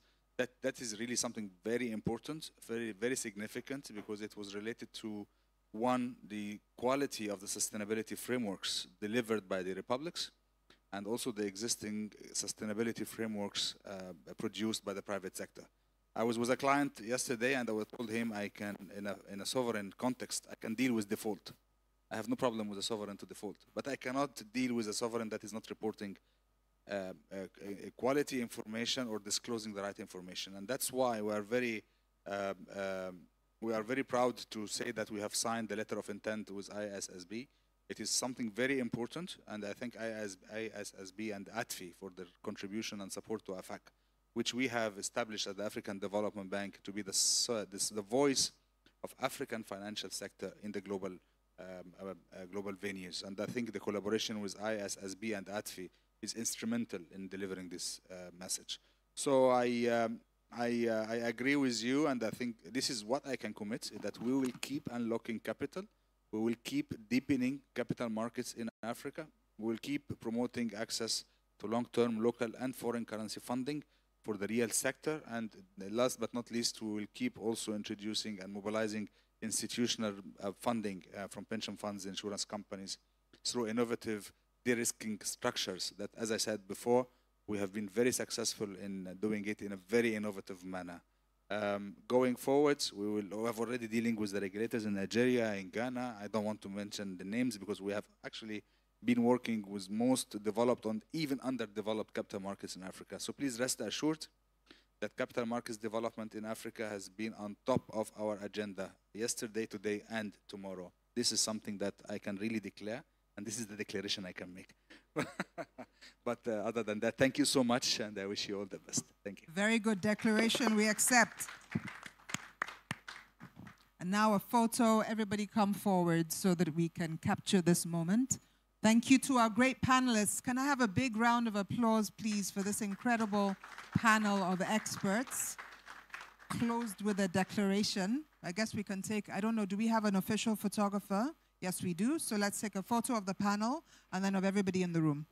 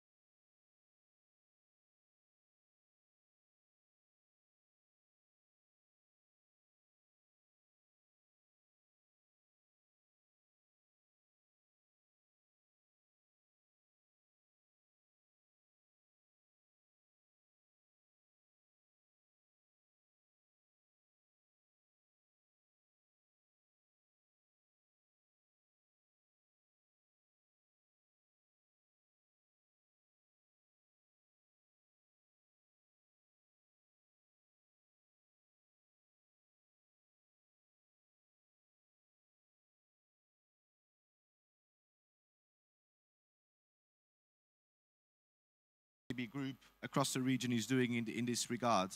So my name is Pedro Buzugu. I'm the head of business development at Invest Africa. We as an organization promote trade and investment across the African continent with the key objective of, one, bringing international investors to the continent, and two, working very closely with African financial institutions to support their growth and development. That being said, I have a great panel here with me this morning. We have actually financiers that cover a whole range of instruments. So we have a commercial bank, we have development financial institutions, both African-owned as well as European, which is absolutely fantastic. So I can see, sorry Frank, thank you very much. I know you are on back-to-back speaking roles. I see you're extremely famous and sought after. So thank you very much, Frank. It's really, really appreciated. So with me, we have naturally Frank. I think you already know him. He's the CEO of the Tanzanian Agriculture Development Bank. Right to my right over here, we have Boma Rabalo, which is a Chief Commercial Officer at CRDB. To my left, we have Amadou Thiam, which is a Regional Head for Shelter Afrique. And we have Bernd Tillemann, which is the Regional Head for West Africa at DEG, the German DFI. So, Bernard, let me start with you, and let me start with DEG, because we are talking about MSME financing. And of course, there's always a lot of pressure for international DFIs and international partners to support and invest directly in MSMEs across the continent. So first and foremost, walk us through the sort of the investment journey of DEG, and maybe a bit of the work that you are currently doing in West Africa, because that's of course your region, in regards to SME financing. Thank you. Thank you, Pedro. Welcome. Thank you for having us. So DEG, I mean, as you might know, one of the largest bilateral DFI institutions for the private sector in Europe. We've been on the continent for very long. Africa has always been at our heart and in our DNA. So that's a given. I think last year we committed in total of 2.5 billion globally, of which up to 30% went into Africa. So how do we do that? Yes, we do that in the private sector only. Infrastructure, corporate companies, and financial sector mainly. In West Africa, you can imagine, being based in Lagos, that this is a completely different sort of market and many companies around us. I quite like that, but certainly selection is difficult, and also covering the larger region, Côte d'Ivoire has become a very large market for us. And I think also I can really say in a soft declaration that Africa has, first of all, provided really benefits for us and for the companies we're working, because in the loan business we do, long-term loans, we have not had one single euro we lost. It's a very powerful statement. You never lost a euro. In Nigeria, we never lost a euro in the loan business. Our equity business is another story, Pedro. Yeah. But the loan business, generally in Africa, that we provide to banks, to infrastructure projects, is incredibly robust, even during COVID times. And I'm not tired to say these words, because it's really a big statement. And we have wonderful companies as our clients, and we will continue to do so. So in West Africa, certainly Nigeria is our largest market, where we have a very, very strong footprint in the financial sector, but also in the corporate companies. Equally, Côte d'Ivoire is becoming a very, very strong partner for us with many energy projects, and also more and more in the financial sector. So how do we do that? Long-term loans to such, yes, larger companies. So I cannot yet address the MSME space. But what I'm trying to say is you first of all support large companies with capital in their expansions. That in itself means they're also in the periphery, of course, working with smaller companies that benefit. It's an indirect reach, which we have to smaller companies. Yet, of course, we are directly financing them. Same for the big, large financial institutions, where in Nigeria we have a strong portfolio with the biggest banks, who are very, very important for us to reach SMEs. Because our money goes to them, which is then on lent to SMEs. So this is an indirect reach. And the same I can say for the equity funds we're supporting. I think it's close to 50 on the continent, who then on-invest our money into SMEs. Very, very important function they have. And certainly we're also now at a point where, a little more addressing MSMEs, we're moving more into venture capital. Yeah, we have a new strategy whereby in the coming years we want to do more in venture capital, reaching ever smaller companies, mostly via funds, but it's clearly a response to what we hear on the continent. This is a very youthful, dynamic continent with many, many small companies being out there, seeing opportunities, trying to access capital, which is sometimes very difficult for them. So we need to address that, and one way is that you will see us moving more into venture capital in the future. It's really an African topic.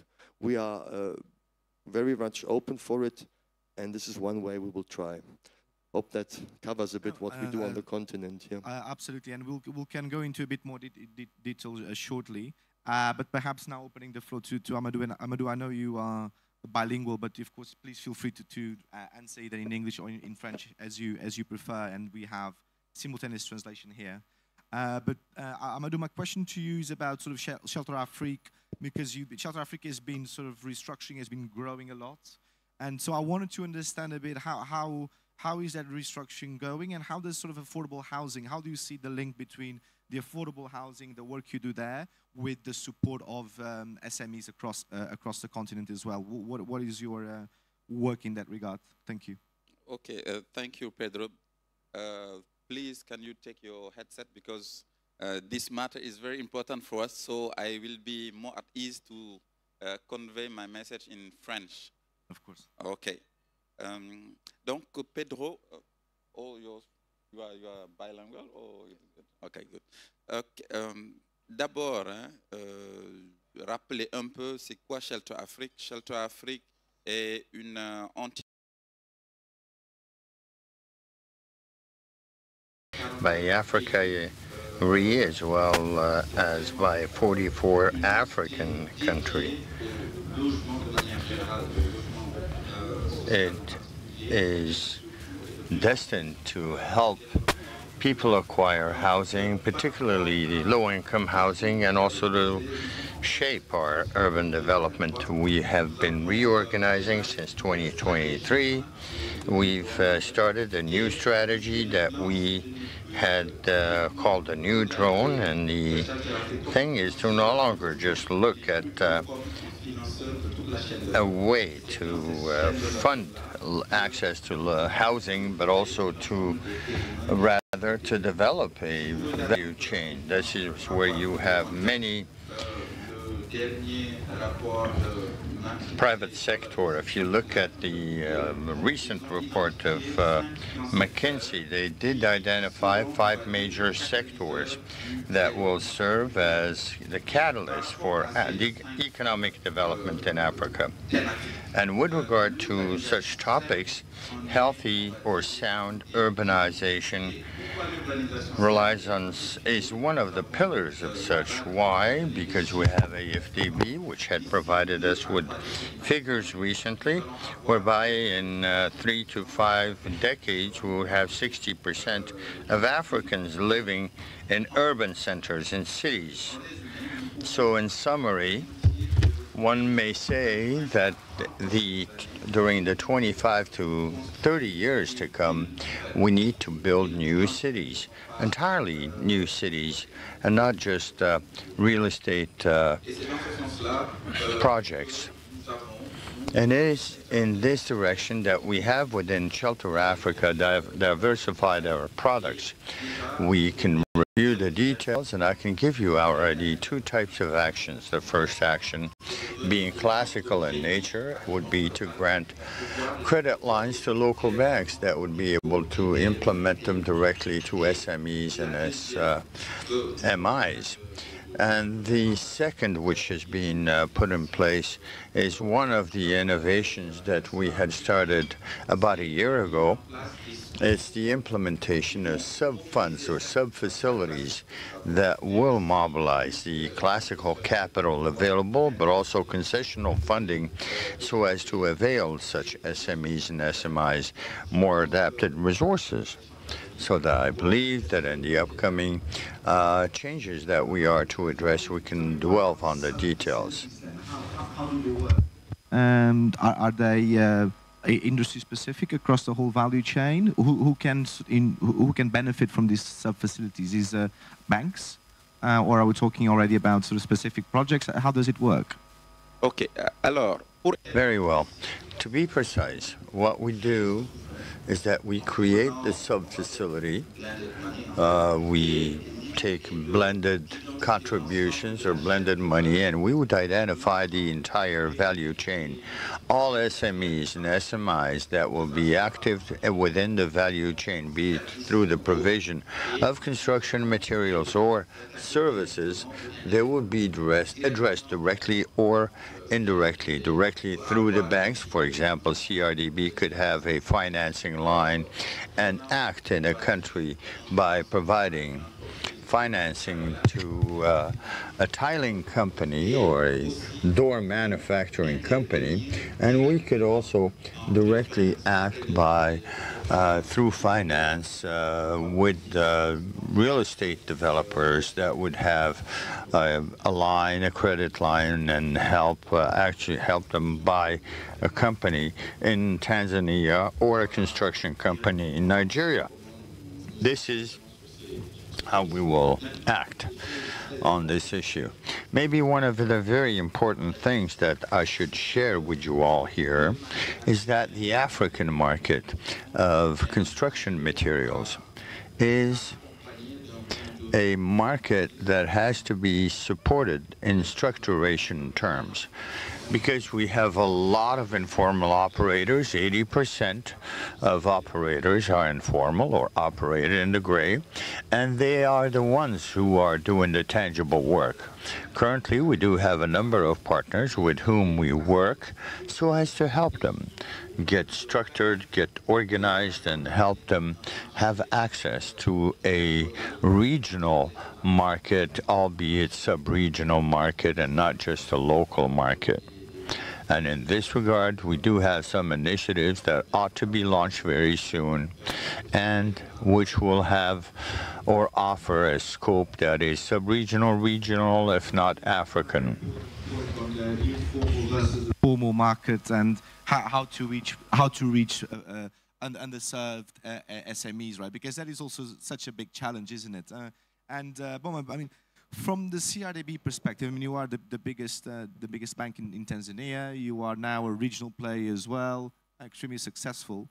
How do you go about reaching perhaps the most underserved smaller and medium enterprises in Tanzania, and perhaps if you can also touch on other countries that you operate in? How does that work for CRDB? Good morning, everyone, and once again, thank you for having us here on this specific panel. From CRDB and the way we are looking at MSMEs in total, we are looking at it in a different way. This is our special segment, and you might be aware, 2 days ago, we scooped an opportunity to become the best bank on the SME. So that is very much true. That is very true. So for the ones that are not aware, CRDB won the best SME Bank of the Year at the African Banker Awards on Wednesday evening. So congratulations on that.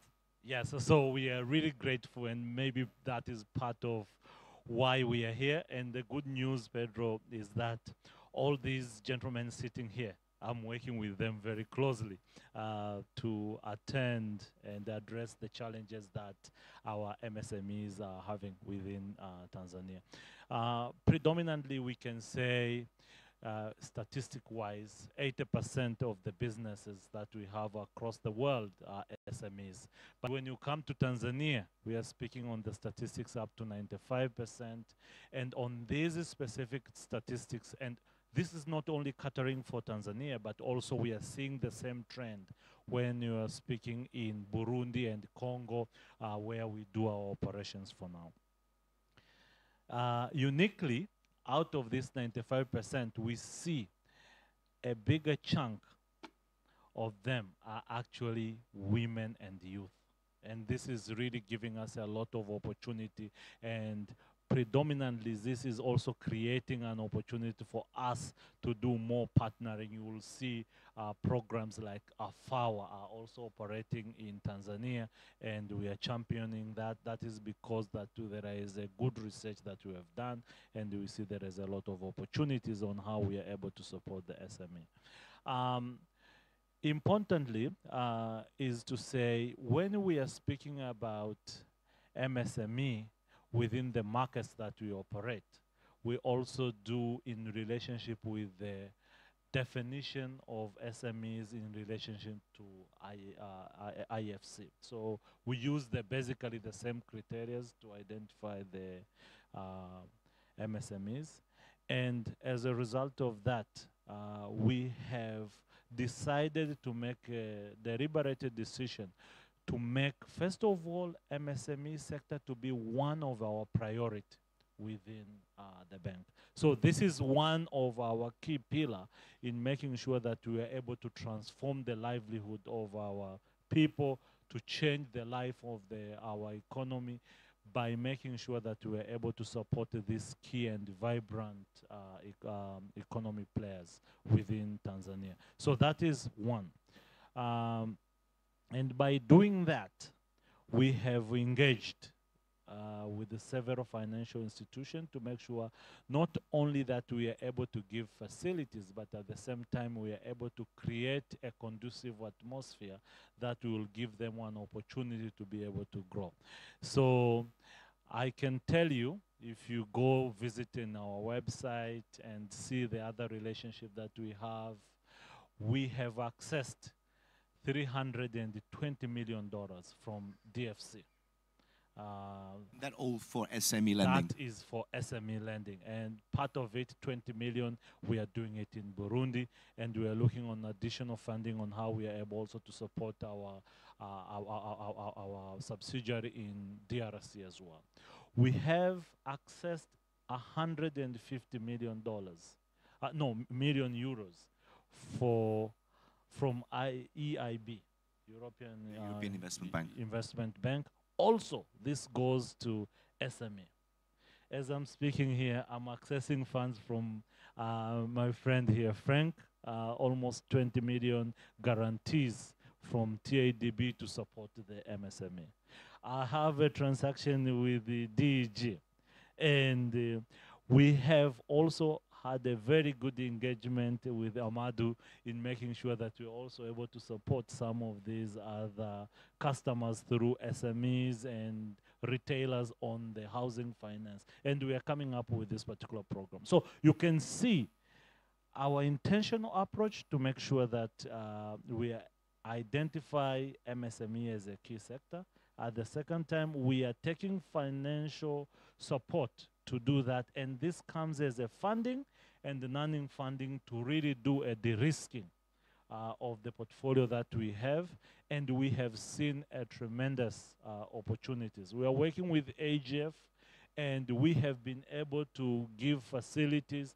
We are working with the Propaco on the MSMEs, and one of the experience that it really sounds very good, we are also not seeing people that are defaulting to that particular extent. That was asked, what are your PL? Yes, yes. So actually our NPL is below 3% on these specific sectors.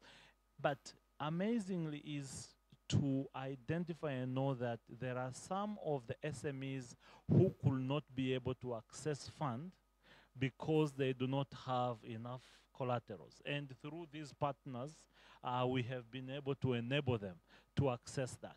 We are having also specific engagements with the telcos, MNOs, where we are able to give digital loans. We have created an impact for over 11 million customers in Tanzania who have been able to access digital loans. And the same is also expanded in our other markets that we operate, especially in Burundi, where we have been there for over 10 years.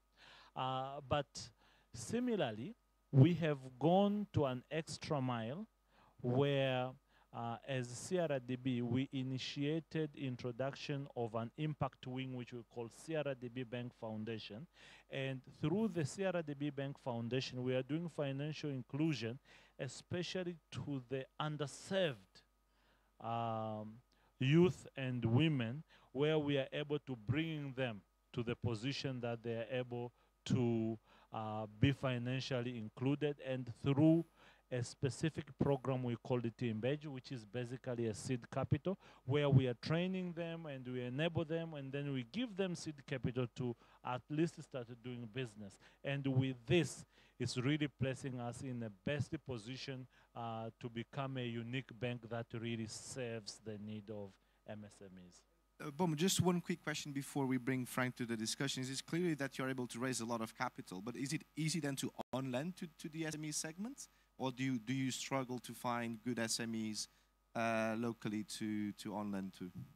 No, so one of the very unique support that we get on this specific arrangement, and I'm always grateful with the relationship that we have had, part of the funding that we are receiving comes with technical assistance, and partly grant or specific training, which assist us in also developing the capacity of the MSMEs, and at the same time, we are able to create good tools that are supporting us.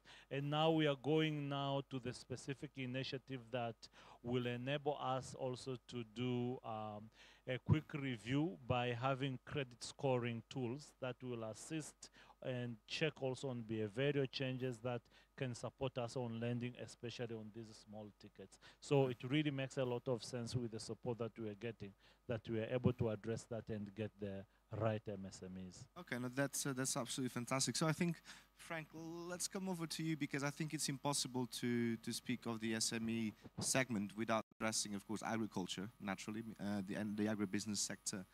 So Bom already explained a bit of the relationship, for example, that CRDB and the Tanzania Agriculture Development Bank have, but tell us a bit more about the current work that you are doing in Tanzania, and specifically on the agriculture sector. Tell us a bit more about how you are supporting SMEs in Tanzania. Thank you, Pedro. As I said, my name is Frank Nyabundege. I'm the Managing Director of Tanzania Agricultural Development Bank, which is the pioneer development and financial institutions specified in agricultural financing. Basically, we always say when you come to Tanzania and you want to talk about agricultural financing, we are the mother and fathers of agricultural financing in Tanzania. And we always, and that's why you've seen Boma here saying that we have been supporting them much as in terms of balance sheet size, in terms of profitability. It's a very big bank. Now you try to imagine a bank that has been in existence for 10 years. This is our 10th year. We can be able to support the giant bank that has been in the industry for 50 years. It's because we want, one, agriculture to be financed. Before TADB, a lot of banks in Tanzania were looking at agricultural sector as a very risky sector that they could not be able to finance. And we had to lead the way so that people could really, or other banks could really see that if TADB can be able to do, why can't we be able to do? And that's what you can be able to see currently. The agricultural sector has really received a lot of credit as compared to probably 5 years ago. If you look into the data, last 4 years ago, the credit into agricultural sector was less than $1 billion. Right now, we're talking of almost $1.7 billion. That is the credit which has gone to agricultural sector. Of course, what changed? Sorry? Why the increase? Is this because there are more and better companies? Yes, I'll speak on that. The change that has happened is that the last 4 years, we had a political leadership change, and the current president or the current regime has been embracing agriculture as the sector that can be able to transform economy. So the first and foremost thing that the current regime did was to increase the budgetary support on the agricultural sector. It increased the budget support from $107 million to almost right now around $354 million. So when you increase the budgetary support on the Ministry of Agriculture, what does that mean? It calls for financing so that you go hand in hand with what has been provided in the budget. And that's why we've seen commercial banks now either supporting aggregators, who most of them are SMEs, or supporting even on the production side, which we find out mostly are youth and women. So TADB, when it comes into that, one, we have some products which as a catalytic law for us to ensure that agriculture is being supported in Tanzania. We have created some of the products that can be able to support commercial banks or microfinance financial institutions, or even commercial community banks. We have community banks in Tanzania, which reaches to the roots where the farmers are. So we have been giving them, we have around 3 products that we do as a credit kind of products. The first one is the Small Order Credit Guarantee Scheme. The Small Order Credit Guarantee Scheme, of course, covers for the MSMEs mostly because they're small order, and mostly this touches on women and youth, whereby we guaranteed up to a level of 50% for normal SMEs, MSMEs, and then when it's youth and the women read, we guarantee up to 7%. Bama said here that we've given them to the tune of $20 million, and I'm happy that the $20 million that we've been able to give them in terms of guarantee has been able to unlock $58.4 million credit that has gone to MSMEs. So that means that if we would have not done that, it would have not, they would have not reached these people. And the reason why we do that, because we know a lot of MSMEs, they don't have security. So since they don't have security, they're not bankable. So we are making them bankable by giving them securities. But not only that, we don't only end there. We have a product, we call it wholesale lending, whereby we know that commercial banks, they get funds which are very short-term related. So they cannot be able to give long-term related funds. So we give them funds to the level of 10 years so that they can be able to lend to MSMEs, so that they can be to steer up the economy, especially in the agricultural sector. So we have also been giving them facilities in terms of wholesale lending, which is the longer term, but also we bring them to the table in terms of what we call co-financing. And when we have done a transaction, especially on the CAPEX, and then we call the commercial banks come in on the OPEX, they have a lot of confidence, because whatever TADB does, it becomes like a marking scheme for the commercial banks to go and mark whatever as far as credit is concerned. Why? It's because we invest a lot of training to people, especially on the agricultural financing. We have what we call a IVCF model, integrated value chains financing model, which calls for to finance from the production to the marketing side. And that we have seen how we link the linkages between the production to up to the marketing side. As in, Boma said about the NPL ratio being very low into the agricultural sector. TADB has an NPL last year, we had an NPL ratio of 2.67%. Why is this 2.67%? And previously it was probably higher, 20% or 25% in the banking sector. It's because when TAB came in, had to start on the technical assistant part to train. We do trainings to PFI's staff who are doing credit. So we call them into the room through other institutions like the central bank. The central bank, they have a training academy, which we use mostly central bank to train their staff, the commercial banks. And then TADB pays for that to ensure that whatever they're doing from the origination, from the putting up the transaction, because sometimes you find out the transaction goes bad, it's because the way it has been structured. So structuring of the deals, especially on agriculture, because they are very specialized. When you structure a deal which is seasonal, kind of a transactional, it's very different from a trader. So if the commercial banks are used to fund trading, and then now you come in when you want to give funds which are seasonal, you have to ensure that the proceeds that comes in to repay your loan has to be hand in hand with what you have been structured. So we have been training commercial banks Quite a in robust Tanzania. system. Yes. Yeah. So we have been training commercial banks in Tanzania personnel, and that's what has made them now, they structure deals well. They structure deals according to what they should be able to structure, and we've seen generally the NPL ratio on agricultural sector going down tremendously because we've been able even to link from the production. We say you produce, we should be able to have, in terms of post-harvest management, maybe areas where you're going to store, and then maybe the market or processing, the agro-processors. So we link them. And that's why we call them integrated value chain financing model, which links from production up to the market. Okay, friend, that's absolutely fantastic. And I will open up to the audience in a couple of minutes. So please feel free to think about your questions, write them down, and hopefully we'll have a couple of interesting questions from you guys. I do know that we have people always watching us online, but unfortunately we don't have access to their questions. But Bernard, I want, so you never lost, DG never lost a euro on the debt side. We have very low NPLs here in Tanzania. This is all fantastic and great to know and great to hear. When we were preparing for our panel yesterday, and it's been already touched here about all the technical assistance that is needed, and how to ensure that SMEs, MSMEs will be able to get the financing, but also then how to utilize that financing in a productive manner for them to grow, create jobs and development. So what are the ingredients you think for a small and medium enterprise that wants to access that capital, be it from you, be it from CRDB, be it from Shelter Afrique?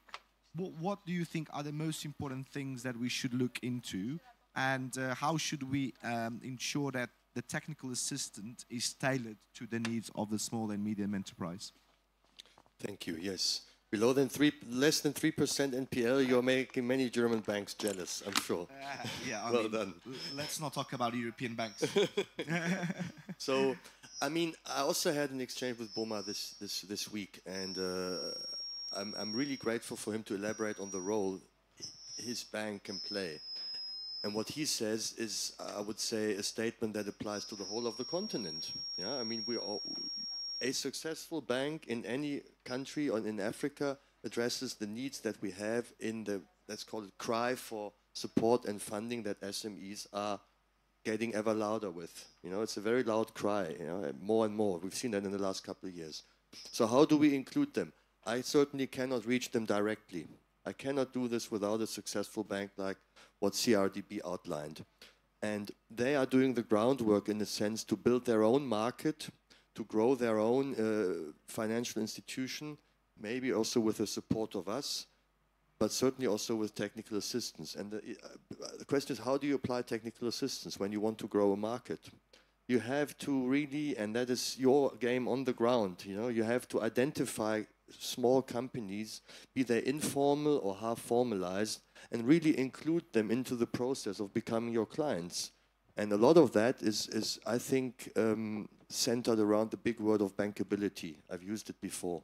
I think we all have and that's maybe also by means of technical assistance, maybe a responsibility, but also a positive one, to really include SMEs and MSMEs to formalize in such a sense. We're talking about financial governance, financial statements, financial education. I don't like the word education, but you know what I mean. To really include them in a way that they can apply for the money with a fairly complete and well-documented file. You know, with you, maybe even with us, it shouldn't make much of a difference if they were talking to us or to you, because what in essence needs to be the case is they have done their homework, they are fully well-governed, so that they are fully bankable. Based on that, any banker can make a decision to support them. And this is where I think technical assistance can play a big role. We can really support less formalized, more formalized companies to become bankable. How to define bankability? That comes from us and you and financial institutions. But this is one way where I feel we should all be looking at to really support such companies in order to enable them to apply for funding and not be sort of half formalized. And technical assistance can play a big role in that, be it technical assistance that's channeled via our financial institutions on the continent, or maybe via other donor initiatives, where also technical assistance may come in, AFDB, IFC. They have very, very strong means to really do this, I call it upstream work, to really grow and identify SMEs to enable them to become bankable. I think that's a key to going forward. Yeah. Thank you very much. And from Shelter Africa, how do you define bankability? How does Shelter Africa looks at bankability? What are the ingredients that you look for on a project side? Merci beaucoup. Effectivement, c'est une des questions qui ont fait que un peu nous avons changé de stratégie. Boma l'a dit tout à l'heure, nous évoluons dans un secteur qui très souvent n'est pas suffisamment structuré. C'est pour cela que en fait nous avons mis en place un nouveau produit qu'on a appelé le produit de advisory. Donc qu'est-ce que nous faisons? Nous accompagnons les banques, nous accompagnons les développeurs pour qu'ils puissent avoir une meilleure compréhension du secteur où ils interviennent et aussi de la définition des produits qui sont plus en relation avec l'écosystème où ils interviennent. Donc la question de la bancabilité, en fait, c'est ce qui un peu a impacté très souvent les entreprises ou bien les institutions financières qui interviennent dans le logement social et le logement de manière générale à deux niveaux. Très souvent, nous avons de la liquidité qu'on n'arrive pas à placer tout simplement parce que les projets ne sont pas bankable ou bien parce que les SMEs, par exemple, ils n'ont pas, on va dire, les structures nécessaires. Donc, le fait de mettre en place ce produit de advisory-là va diminuer les NPL certainement, mais aussi va accélérer la capacité de mise en place des ressources que nous avons. Donc, cette question-là, elle est centrale et nous l'attaquons plutôt dans l'approche amélioration, on va dire, et on va dire le upgrade de l'ensemble de nos clients, quel que soit où ils se trouvent. Voilà. That's very interesting, and I think there have been a lot of different financial institutions and multilaterals calling for perhaps some project preparation facilities in order to, on the SME side, because that can translate into technical assistance, but also if you're looking at project financing, that can then bring these SMEs on board. I know there have been, the African Bank is trying to do a project facility that is very concessional in many ways. I mean, the African Development Bank definitely has all that, and I know that the DFIs also have it, but I think it's still not enough, I find. I think we still need more capital that goes into this specific segment in order to build up sort of the upstream work that you're talking about, that just to build up capacity so that we have strong SMEs going forward and projects that African SMEs can really benefit from. And I'm sure we will be able to get there. And I'm very curious to see what the new presidency of the bank will do in this regard. Exactly. They've highlighted that something that is paramount. So we should continue on a lookout there. I'm just looking at everyone here. I don't know if anyone has a question for our panelists. I see one question right here. Fantastic. So if you could introduce yourself first and foremost, and then ask your question, that would be great. Thank you very much. A very good morning, dear panelists, moderator. My name is Bekure Jasper Radiri, President, All Africa Association for Small and Medium Enterprises. The subject is very apt, and we're very interested in it. So I would have questions for all the panelists. Please forgive me. So starting with DG, yes, Ben. I hope I got it right. The African Union has a definition now for MSMEs in the continent.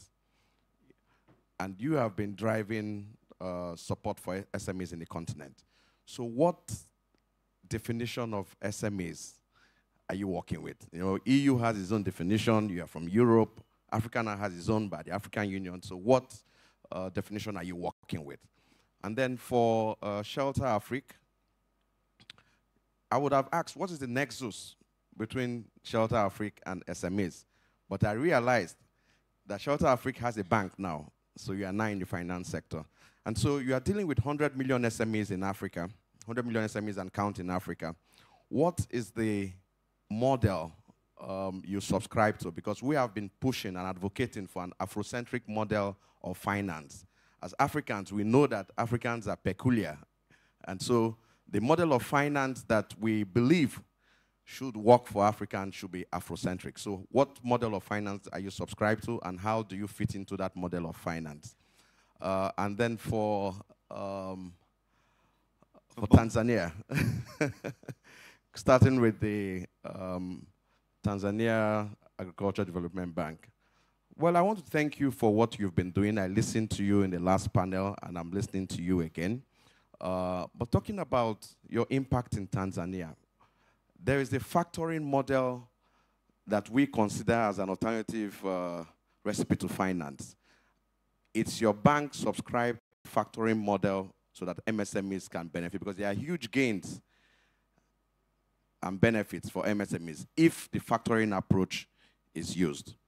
And then finally, for the bank that just won the award for MSMEs, in dealing with MSMEs in Burundi, in Tanzania, in Congo, have you been able to put together a fund that will have MSMEs have easy access to access those funds? Thank you. I think I've written everything down. Maybe I'm going to start with you on the funds. I mean, I'm sure you have a lot of instruments for SMEs, but perhaps if you want to highlight maybe one or two. No, thank you so much for the question, and I'm pleased to hear you speaking for a lot of MSMEs across the world. From CRDB Bank perspective, we actually recognize the importance of MSME segment. And as I've mentioned earlier, I had indicated how we are looking at it from CRDB. And it's quite important because I've mentioned between the markets that we operate, almost 95% of the businesses are MSMEs. And when we look at the African statistics, we know for sure we have over 1.2 billion people. And out of this, the inter-African trade itself, it has an opportunity of $3.5 trillion. Now, with this specific opportunity, we have gone back and making sure that our strategy by itself really covers this specific segment. And it is part of our priority. And to make it a priority was not good enough to say we care about the MSMEs. We have gone further, defining it, making sure that we have a dedicated department that is really focusing only on these SMEs. We have created funding that we are able to address the challenges that they have. We know that the fund was not good enough. We have mobilized the funds from these partners that we are working with, not only on this particular panel, but out of the panel as well, to bring more funding that is able to support. But we know as well, the SMEs that we are speaking about, they will never have enough collaterals to cover the facilities. As from the central bank and IFRS, we are required to make sure that we are protecting the shareholders. So we have created, again, instruments through the partners that I have in them here in making sure that we are addressing the challenges of collateral. And they have been extremely useful. And these customers are not defaulting as we might have then. Despite all of these specific initiatives, as CRDB, we have gone an extra mile to create critical training, not only to our staffs, but also to our customers. We are exposing these customers on various market opportunities. We are sending them to China, so Canton Fair. We have created dedicated programs where we are sending our customer to go see. We are sending them in Turkey. We are sending them in Dubai, where we see there is a lot of good corridors that we are able to do more business, so that we are opening it up to the rest. We do also other engagement on the European countries, where we are sending a lot of the trade, where we are doing a lot of trade facilities, and also the commodities that we are sending there. Beyond all of this, we have also make sure that we are creating a conducive atmosphere that will give them better terms to access funding. For example, we have a product that focuses on youth and women, and we have significantly reduced their cost on interest. Part of the engagement that I do with Frank, I have a statement on a maximum limit that I'm able to charge them, because these are protected customer based on the instrument that you have associated with. So if you look at this, I think my only cry now is not only to say that we're able to create additional funding. We know there is a huge gap, and this is not only factoring the aspect related to the factory that you had asked Frank, because we are overseeing also the value chain associated to it. He has been giving a very good support from the CapEx perspective. And after that, there is a lot of other transactions that needs to be funded with hard currency and, of course, non-funded line to support that. So if you look at it, we need additional funding to support a lot of MSMEs, and we might not be enough. That's why we continue working with these specific partners. But equally important, and I know Behadu is going to respond, but I just wanted also to put some additional information. You have asked him about the definition of the MSME, but it is also critical to ensure that we are able to put this definition in a better way, because it also have additional implication on how you are going to support some of these customers. For example, if we will be speaking here about MSME, and you want him to adopt the African Union definition of SME, you might be capping the facility that they are able to offer and they extend to, let's say, $5 million. But his or their definition of MSME could go up to $20 million, for example. So I'm just argue, and I request to be something that can be relooked and make sure that we're able to align. And that's why for us as CRDB, we had adopted the IFC definition when it comes to SME, because it goes to the global standards and really create a lot of opportunities so that we are able to serve more customers. I think he will speak about himself, but I wanted to share that. Thank you. Frank, over to you on factoring financing and the future receivables, but yes, we need to be a bit brief because it's almost 12 o'clock and we have the closing ceremony shortly. Okay. So, Frank, I would... Thank you. As I pointed out earlier on, that TADB we have been like the marketing scheme of the financial institution in Tanzania. MSMEs, mostly, they lack collateral. And what we've been trying to show, especially the commercial banks, that lack of collateral does not give somebody unbankability given that he has a project. So the issue of factoring into our the bank has been a very product which can call it a vanilla, because a client comes in with an invoice that needs to be discounted.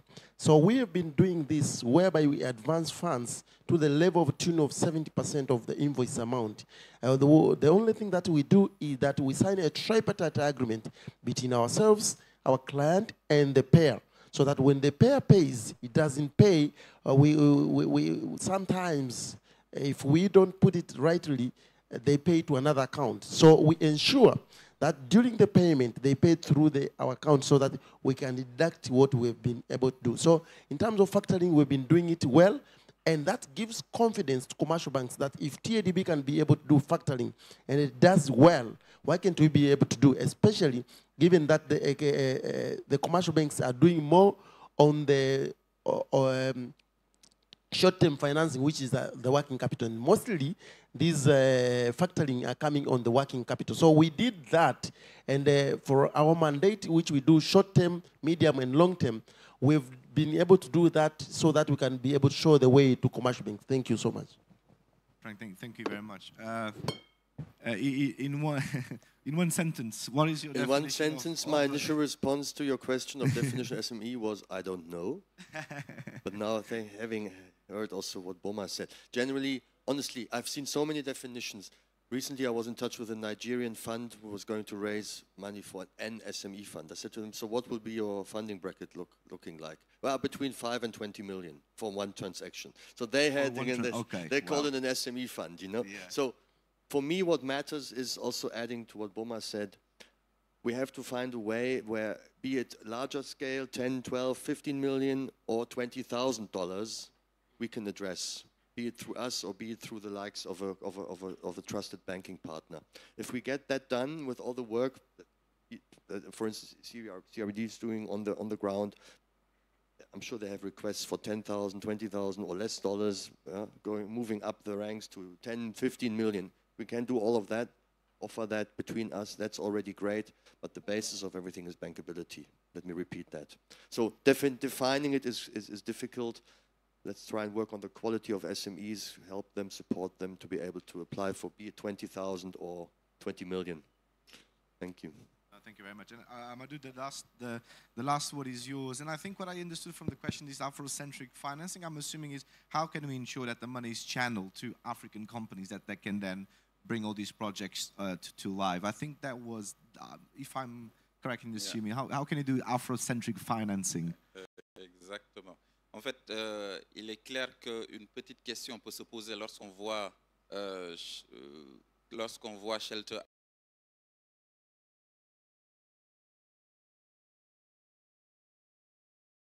You consider two levels. As indicated earlier, the first level is that what triggered the whole thing is the COVID crisis and the Russia-Ukraine crisis. The corridors during COVID, China, Turkey, those corridors were cut off. When they were cut off, the housing sector has been completely stopped, or there were additional costs, and this has impacted the viability of some of our projects. We financed the sector on the basis of a well-established model, but the whole crisis turned the situation upside down. Now we are interested in the ecosystem and the chain value. We intervene, as indicated by Pedro.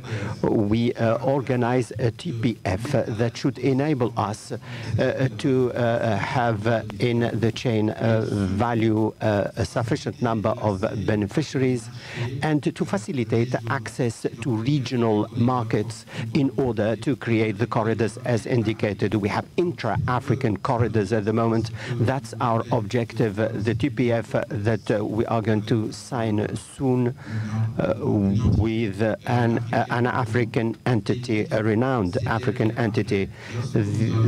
When we are going to show our credibility, the credibility of the actors, and when we can enhance their capacity, the fund I referred to earlier on, which we hope will be fed by African capital, this should enable us to intervene in a more substantial manner.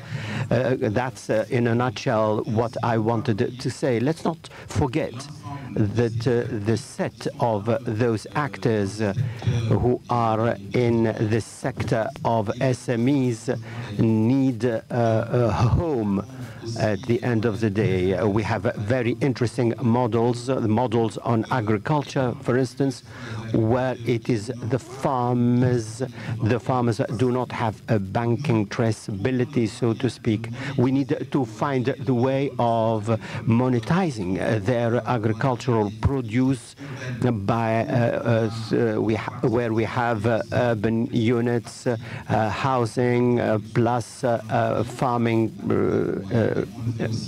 land. We did this in certain cities, and we are inspired by the Chinese and Indian experience, where we have the fourth component. We can have tailors, we can have people who can turn a small garage into a production unit, and that should enable us to generate the solvency of the housing we're providing. So there are tremendous possibilities on which we are working with the sector of SMEs to say that's a comprehensive view that we should have.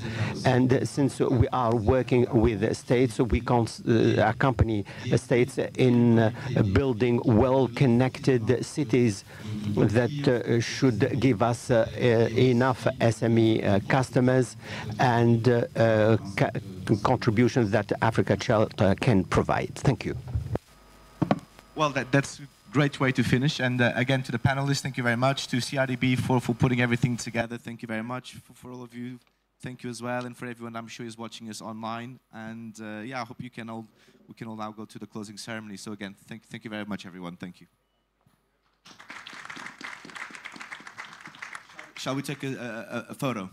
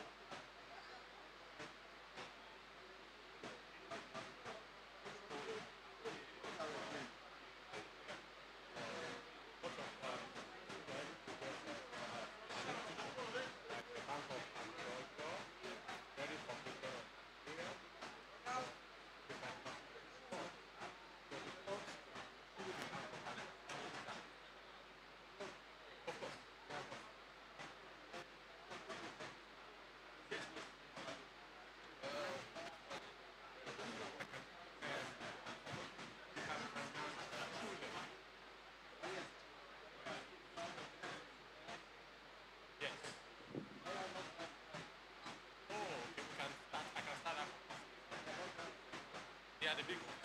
Bank of Africa.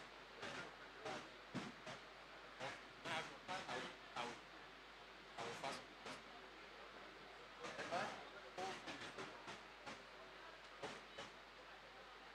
Yes. I will try to bring up the conversation. We can bring a lot of them. You are not in the Nigerian market yet.